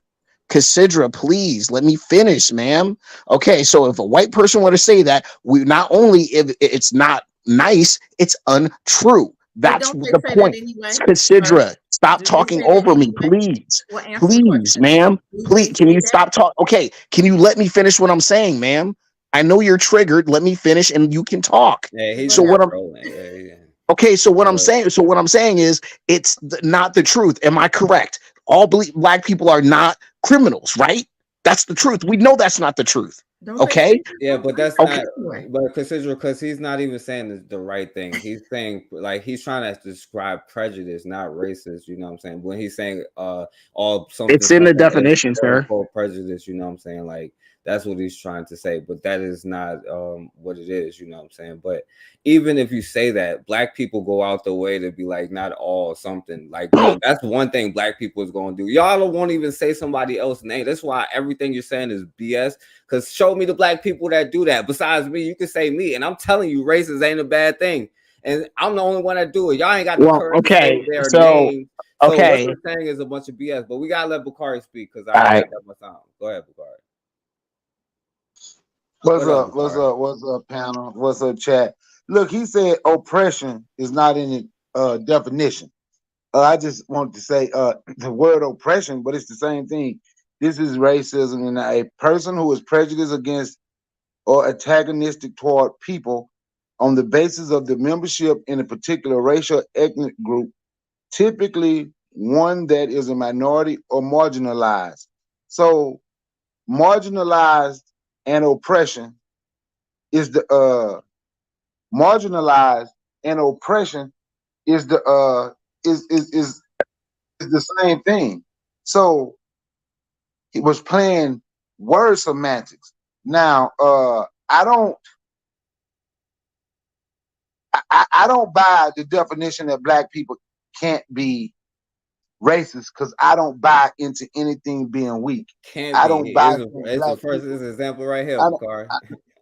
I don't. Well, that just because you don't, that don't mean you can't, and that's what we get confused. I don't.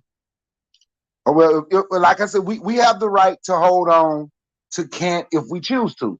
But I said me. I said I don't. I ain't telling nobody else what they should do.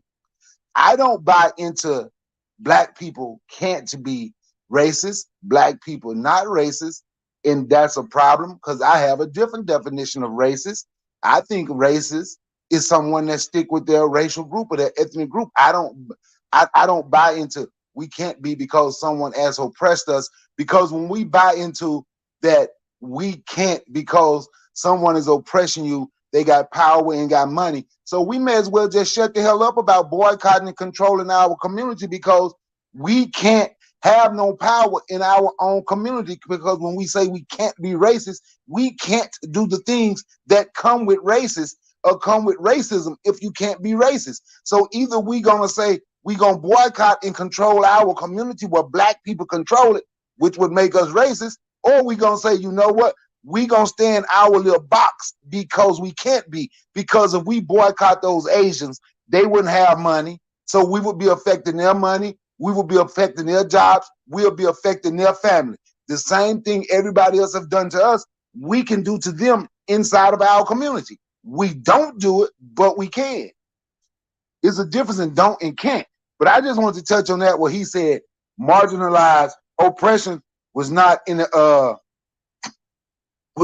definition. Marginalized, treated as insignificant or peripheral. That's oppression.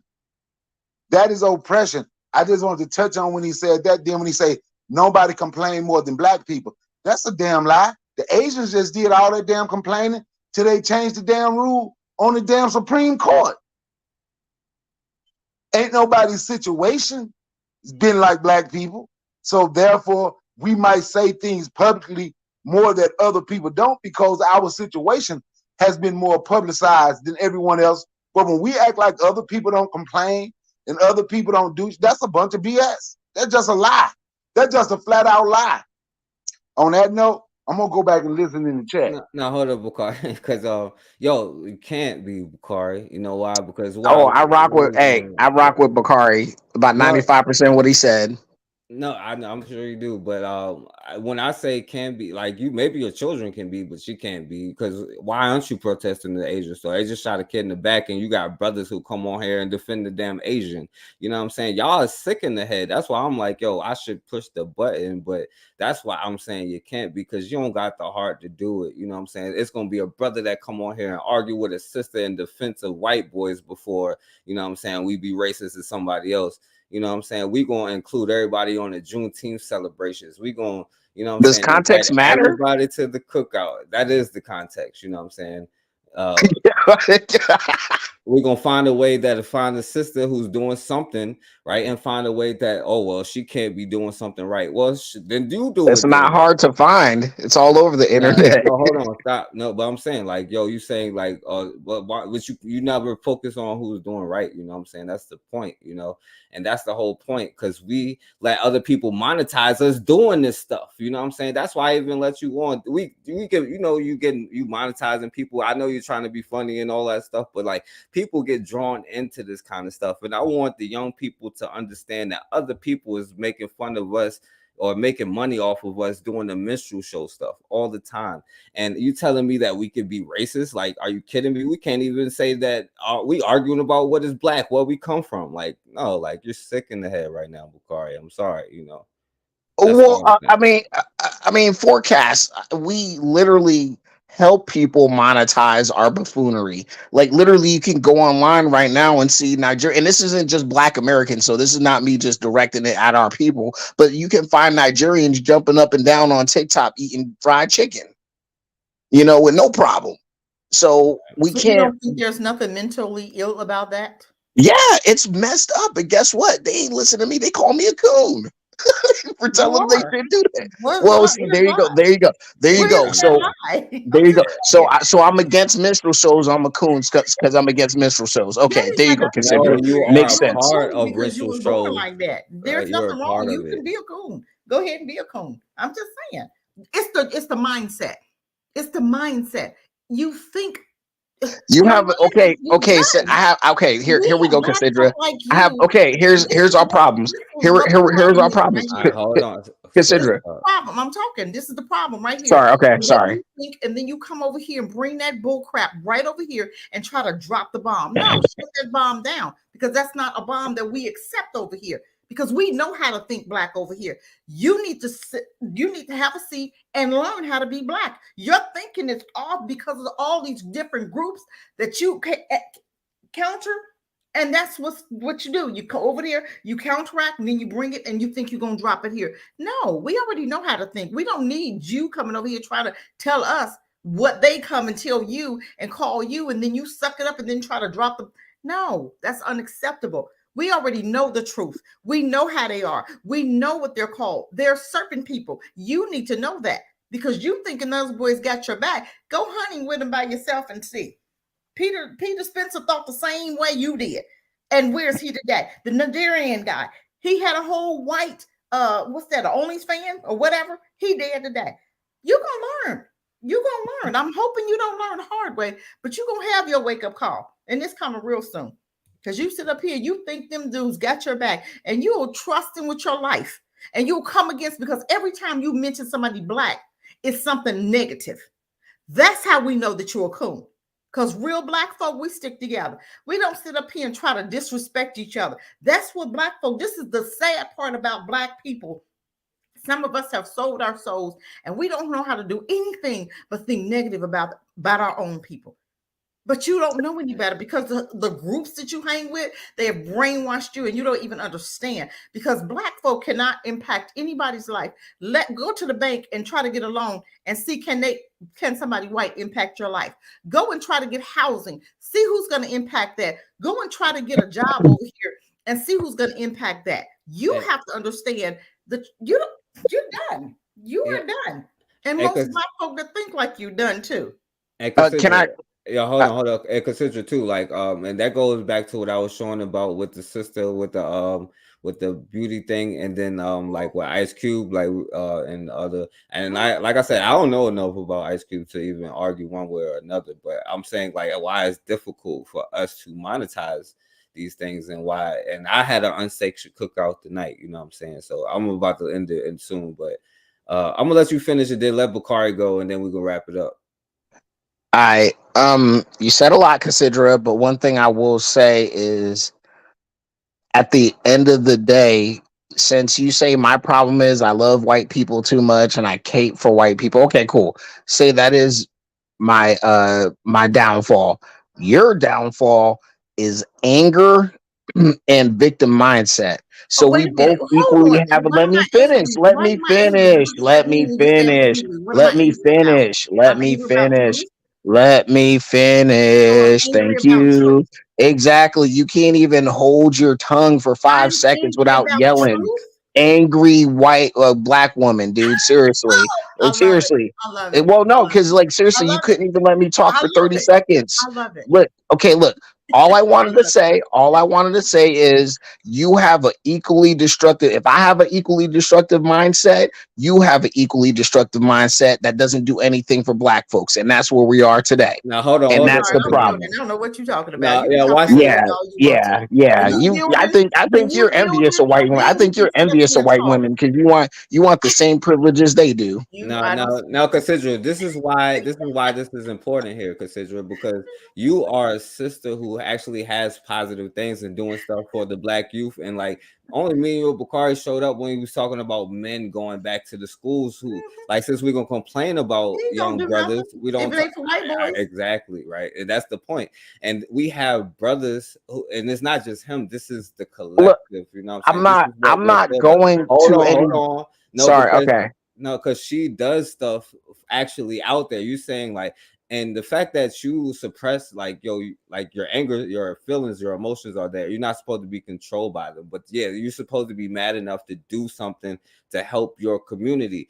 And it's you have people out here who do these things, but I wanted to be clear, right? Most times when somebody is going at other people, is they are not doing the same kind of level of things that they do, where they're actually doing stuff to impact the youth and help young people. You know what I'm saying? So this is why I'm saying this is a valuable lesson, right? And this is why it's hard. This is what I'm saying, Raw. It's an unsanctioned cookout, and this is why we don't get unmonetized. Bakari, and then I'm gonna let y'all close out, and I'm gonna let you go, Rifleman, and then consider it, and then I'm gonna let y'all say what y'all want to say while we close out. So, but let Bakari jump in because I know it's late for him. Hey, Cassandra, I love your mindset. I don't see nothing angry about Cassandra. I see a black woman that love black people. Hit Cassandra, tried to hit Cassandra with some white talking points. I'm glad she know how to bob and weave and punch back. But the angry black woman. But anyway, right? I don't know, man. That there's really not much you can say. Is a bunch of coontivity that's be going on. A lot of coon activity. I call it coontivity. There's a lot of it. It's a lot of it. And First Rifleman, he says a lot that can be because I ain't trying to shit on the brother. That can be perceived as cooning. He has a coontivity something coming out of his mouth. But I'm gonna touch on his Ice Cube thing, right? The problem that bothered me with the Ice Cube contract as I was reading it, when he got down and started talking about, he said it's a two-way contract. And black people, we have to act a certain way toward this country so this country can treat us better. It's the way we are acting. Then when he was talking about it, he was like, he left out the Native Americans on the reservation. They deserve some of it too. So those were my critiques, especially, those were my critiques that of the contract with Black America. When he was telling you got to act the same, you have to act the same. Basically telling black people, you have to read it because I'm paraphrasing, but he basically telling black people you can't be angry with the country no more. You can't say nothing about racism no more. We have to carry ourselves a certain way, dress a certain way. Like I say, I'm paraphrasing, in order for this country to like you. And when they say things like that, I guess they forget back in the 60s, people were hung with suit and ties on. The people that were hanging the most was businessmen and women trying to do something for the community. See, we forget all that. And that will go back to part of Rifleman Coontivity when he was saying the water boys need to put on a polo shirt and pull their jeans up. It don't make a difference how you dress, right? It doesn't make a difference. You're seen a certain way by those people. I don't care if they pants down or not. Do I like that style? It's not my style, so no, I don't like it. But you know what I'm going to do? I'm going to support them. I buy water from them all the time.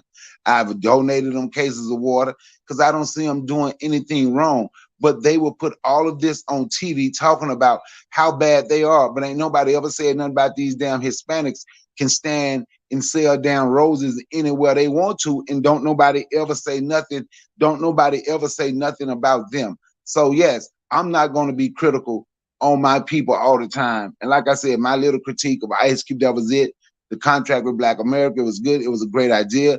But I didn't like the part where he's talking about how we need to act for this country. I didn't like that part. I'm just being, I did not like that part. On that, man, thank you for letting me up on your panel. Peace and one love. All right, peace, Bukari. Peace, Bukari. All right, so first rifleman, before you close out, bro, I want you to realize you earlier you agreed with the gay white dude and LBGT and Black Lives Matter and all that stuff just to go against black people. So, like, you know, if that's not what Bukari put it, contivity, I don't know what is. But also, we would do that for much less, you know, for a paycheck, for $1, for anything. And it's important for us to realize like that kind of energy. And we have brothers who like went around and making sure people didn't break the boycott. And if they did what they did, then they did what they did. So you know, it is what it is, bro. So go ahead, first rifleman. You know, I rock with Brother Bakari because he's a very sensible brother. And we can agree to disagree and stuff. But unfortunately, other black folks that I'm not gonna say their name because I don't want them to get angry. Um, you know, they're not as forgiving. Even though I mean them no harm and I'm not gonna do anything negative to black folks. But anyway, the thing about going in and helping the community and going into the schools and helping the youth, people already do that and people lose their lives. Not maybe a whole bunch. I'm not saying, oh my God, it's an epidemic of people losing their lives trying to help, but it's enough to where it's a very discouraging environment. You get no support from your own people. And then the people you're trying to help half the time sabotage the process of you trying to help. So I'm not going to no school with no full of the spawn of Hey, single mothers so I can get destroyed. Can you name one that did it? Can you name one that happened to that you just said?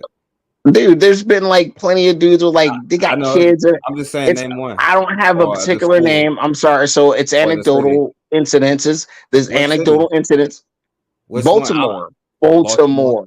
Okay, Community activists taken out, deleted. And also too, another reason why I won't help Dusties is because just when me coming on here just trying to break bread and have dialogue with you and everybody else, you know, first thing one of the Negroes said is, oh, we need to put him to sleep if he agrees with a white person, just like all out the gate, just ready to just hurt another black person. That's what I'm talking about. So no matter where we go, there's going to be a small percentage of black folks that are literally as dangerous as mass shooters, where they'll just take out each other or whatever over some perceived diss or something like that. It's just it's sad. So K Shaw, K Swiss, or K Shaw, whatever the heck his name is, that's an example that is just like, if I did come and help and I pissed off somebody, he'd just delete me, or he would help facilitate me getting deleted because he didn't like what I did. And that's the problem. And I'll just land the plane there. Yeah, that's right. I said Dusty. Negroes is Dusty. Not all Negroes, but if the shoe fits, wear it. If it don't apply, let it fly.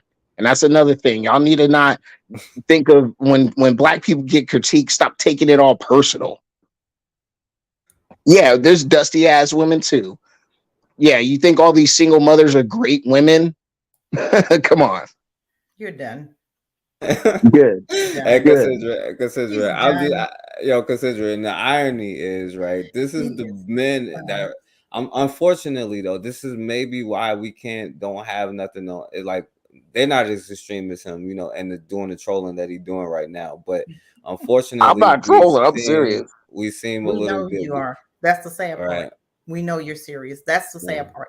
And this is the thing about it is when we have black men or black people that are so in love with white folk that they will go against their own. And we already know the spirit. We know the spirit behind this type of behavior because we see them every day. You can look at most of the Black Caucus.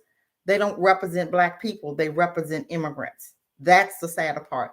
Everybody else has somebody that represent them, but we are fortunate enough to have a whole bunch of coons to represent, and don't even speak on our behalf. So for him to say angry black woman, that's white folk talking points. But we understand where that comes from because of who he hangs around. So his mindset, that's his mindset, and that's fine. That don't bother me one bit at all. See, he'll look, he runs. That's what he does. He can't handle a strong black woman. That's his problem, not mine, because he's weak. And that's the problem. You have weak men, weak black folk, period. And it's not just men, it's weak black folk that think like him, just like those individuals that went against that sister for a damn LGBT white boy who was probably sitting up there lying himself. Okay, so this is what we're talking about. When you have black folk that can't even stand behind their own, that'll sit up here and disrespect their own and go against their own for a gay. Come on now. This is what I'm saying. When are we going to get to the point where we will learn how to start building together? Learn something. Your talking points, dude, is terrible. You are so up them white boys behind that you are grin when it's not even funny. They'll have you hopping on one leg because you want to impress them. That's the ridiculous part about it. I don't have time to be a mad black woman. I'm building. Because I talk the way I do does not mean I hate anybody. I love my people, period.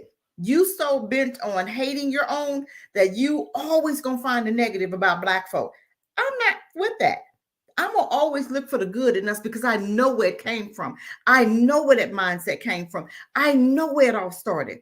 But you don't do your history lesson. So this is why you think the way you think. And this right here, you guys, is why our children act like this, because they're being taught by enemies, taught by white folk that don't care nothing about you. But every single day you allow your children, them to get their hands on your children's minds. And this is the result. American rifle, what is that? First rifle, that's the result right there. That he'll go against his own and he'll jump on the bandwagon. You can't even read. White guy out there. Stop, That's the sad part about it. And he doesn't bother me because I feel very sorry for him because he's lost. He is so lost, and he will. It's too late for him. It's too late. So those type of people, it's gonna be. There's nothing to say. It is what it is. I feel very sorry for him. Very sorry. Go ahead, Forecast. I'll rest my case. I'm done. Y'all have a good night. Hey, Cassandra, before you go, Cassandra, and she is like I said, young black males need male role models, you know what I'm saying, men, to teach them how to be men and to control, like back in there. And I support what you're doing. So and it's right here, realminthebush@gmail.com, or y'all can email me if y'all want to be a part of that, because and if that's the case, then go talk to the youth, then go to the 6-years, or are you scared of the black 6-year-old too? So so y'all support Cassandra and what she's doing, and Rome in the Bush, so I want to say that, Thank you. And that's what it's all about. It's about my babies. It's about taking us to the next level and building. I hear people say, oh, black folk waiting on reparations. No, we're waiting. We are trying to build our own tables. That's what we're doing, period. It's not about anything else but building a future and leaving a generational wealth for our babies, period. But thank you for letting me come on. And some people it's all good. It is what it is, because we deal with him. We deal with those type of people every day. And sister, I love you. And if you ever needed help out in public, I would help you. As long as you were conducting yourself as a good black woman. Well, you don't have to ask, but I do help. Well, I help anybody. I help women, black women, white women. It's just, if you conduct yourself. Yeah, I help people. I open the door for black men, open the door for everybody. I'm just a courteous person. You talk trash about them. You talk trash about them. You say, Dusty, hurry up, get through the door, Dusty. Exactly. What are you opening the door for? Just leave it. I got it. I don't need Look, I'm a courteous person. Look, just yesterday, there was a black woman. There was a black woman with 3 small children. She wasn't loud and snapping her neck with weave and all this. She was just a regular person out trying to shop. Did you see? Are you listening? Do you hear yourself? She was a regular woman out trying to shop, and I just nobody else. Like, she was just anybody else. I just opened the door for her and her children, and that was it. I do that for anybody. But did you hear how you just Did you hear Yeah, what she she did. said? She didn't fulfill. Okay, just like I see a NASCAR Bud Light drinking, tattoos everywhere, meth face, and all that. I ain't opening the door for them either. Oh, you're done. Okay, forecast. Have a good night. Done. I'm done. So you Good mad night. because I'm not gonna open the door for All a right. white meth person? No, all right, first rifleman, because You're you done. you did it, and but the troll. I hope you don't go on them all male trips like Clarence Thomas did, because they sure put him out there. All male trip. What are you talking? See what is y'all have to against Clarence Thomas? He's a great man. No, I'm saying you ain't heard they charged him or whatever. They trying to get him to get out of there, and they said he did Slander, everything. whatever. It's slander. Y'all just don't like him. It's not what I Attack. said. It was what the judges they Do you charged. like They Clarence sleeping Thomas? on. Do you like Clarence Thomas? No, I don't. No. Why? Why don't you like what has he done to black people that's negative? I mean, the laws that he passes, bro. Like, yo, he I don't comes like after Citizens United. he's I'll tell you, I don't like Citizens United, but any other law, like less black children being killed in the womb, is not a bad thing for me. I'm sorry. all right. So, yeah, and he definitely comes out of the school of Thurgood Marshall, who you know what I'm saying, who did He married a Filipino woman. He has a passport, bro. who? Thurgood Marshall. Yeah, well, he's a dangerous person, bro. That's what I'm saying. For real? Oh, now Thurgood Marshall's a dangerous person. Even though I don't like him, how liberal he was, but he's still a great black man. I love Thurgood Marshall. He's a very smart man. I just didn't agree with his personal politics. Well, he was the one who, they did the Brown versus Board, and the people were suing to get equal funding, not to go to their schools. But he said, no, we cannot go to our schools. And then he was like, the only way we could be equal was to go to white schools, you know what I'm saying? So then that was the integration thing. And then as soon as that happened, like that's what Negroes wanted. That's what we wanted. No, did you just hear what I just said? Like I heard you, but that's not what the lawsuit was. If you actually go back and study the case, even Brown versus Board was because the brother wanted his 6-year-old to have a school bus to go to school, not to go to school with the white True kid. that. Okay, you're right. Yes, you are correct. Right, and but it was only Thurgood Marshall and the NAACP who said, well, we can only be equal. And then So is it because the coon had a Asian wife? Is that why he made that ruling? No, he probably got an Asian wife because he was a coon. You got it backwards. He didn't do it I mean, you laughing, but it's true. Dang, dude, and I got a girlfriend too that's Filipino too. Damn. Yeah, I'm sure. I'm trying, but I'm going to Africa regardless because there's a lot of beautiful women out there. And I can't wait. I don't know. There's a lot of beautiful black women all over the world. I can't wait. Like, I don't know. I'm just happy. All right. Well, anyway, so this is the end, bro. Like, so that's all we're gonna talk about, Happy 4th of July as well. All right, and as ironic, you wouldn't say happy Juneteenth or none of that. Happy Chicken Day. And see that, and this is the issue, right? Because and he came on here, but most black people don't celebrate it. Come on, let's be honest. We'll celebrate what? Juneteenth. Most black people don't celebrate it. Okay. All right. So they don't. All right. That's fine. That's cool. Right. So we all know that people like you and all that. We know most black people celebrate the 4th of July, which is why we're here in the first place. You know what I'm saying? So like, yeah, you keep proving the point. Matter of fact, so this is it, bro. Like, matter of fact, this is you right here.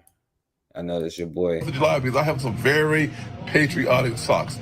Hold on. We're coming. We're gonna flip it over here for you so you can see it. And First rifleman right there. But anyway, the whole reason, because those are some nice socks. Yeah, I know. All right, bro, that's it, bro. You can get off this show now because I'm about to close out. So I appreciate you for coming through, for making a great example for tonight. Well, I mean, look, I still care and love my black people in America. I'm so like, even though you can call me all the names, you can heap all the conspiracy theories on me. But when that white supremacist is besieging your family, I'm gonna be that brother that's gonna be there to help you. All right. Well, we'll believe it when we see it, bro. So thank you. All right. What love, brethren? All right. Well, anyway, so he represents, what I'm saying, this chick here. And this is why it makes it so difficult for us to operate, what I'm saying, because this mindset is rampant in our community, what I'm saying. Yo, get up off this jump, bro. Like, I don't want to have to kick you off of this jump. But okay, so this is why it's difficult for us to have our own stuff, what I'm saying. This is the mindset. This is the female, what I'm saying, first rifleman, what I'm saying, will do anything for anything, what I'm saying. But I'm gonna play this message. Are the rules of interracial mating and dating that the white man has gave the black man. Because up until 67, you could go to jail for dating a white girl, lose your life for dating a white girl, Filipino get your girl, reproductive sliced off your body for dating a white girl. There's 3 rules Snow Bunny Negroes must follow. Rule number 1, black men can only date the white women that white men do not want. Black men can only date the white women that white men do not want. Black men can only date the white women that white men don't want. Number 1. TJ and Eme. All right, my bad. All right, so this is gonna be the last words, y'all. Thank y'all for tuning in. Miss Vita, shouts out to Miss Vita. You got ripped off. K Shaw in the building. And yeah, he was a clear example, right? This is what happens when you don't sanction your cookouts. You understand? Like when you let everybody into your circle, when you don't protect your cult, I get it. You know what I'm saying? This is what happens. And then we allow ourselves to be monetized because of this mindset. Like he was a clear demonstration of the sister who made this video. And the problem is, like, even though they may not be extreme, that is just as dangerous because it's difficult for us to do the things that we need to do. And these are definitely lessons and reasons, because it's no reason why we shouldn't be monetizing the things that we do well instead of letting our community get exploited. But we do, you know what I'm saying? So this is why you need to start sanctioning in your cookouts, right? And maybe monetize it too, you know what I'm saying? So I'm gonna let this be the last words, right? A quick Jones from him. Out of their wealth. You can con people out of their wealth. You don't have to have any land if you're smart enough to talk other people out of theirs or take other people's lands. In other words, then, the ultimate determiner of wealth and power in the world is the mind of the human being.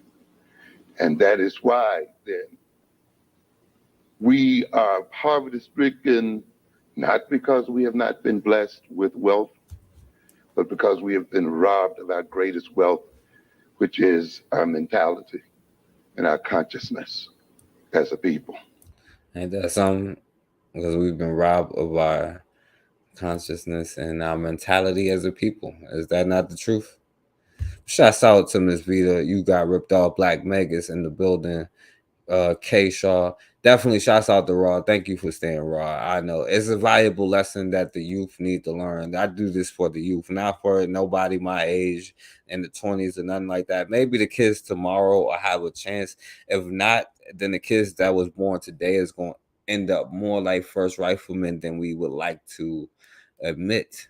Right. See, this is what's going on. This is what we're fighting for. You know what I'm saying? Are we going to have more black men to be there to guide them? Or are we going to let these white bitches continue to influence our kids? Like, what are we going to do here? You know what I'm saying?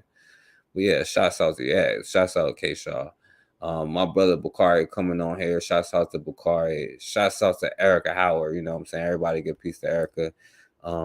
my brother Bobby Wright was in the building. Shouts out to Bobby. Shouts out to Coke who was in here. Bawana came through for a second. Shouts out to Bawana. Definitely shouts out to Consider Realm in the Bush at gmail.com. This is a sister who's doing something. We see men talk about weakness, you know what I'm saying? And we seem weak. And this is the point, you know, why do we have so many men acting so weak? And here we have a sister who's doing something, you know? Shouts out to Halle Favorite. Everybody else that came through. Well, thank y'all. I appreciate all of y'all. But as always, man, we have got to start standing for something, or we're going to keep falling for anything.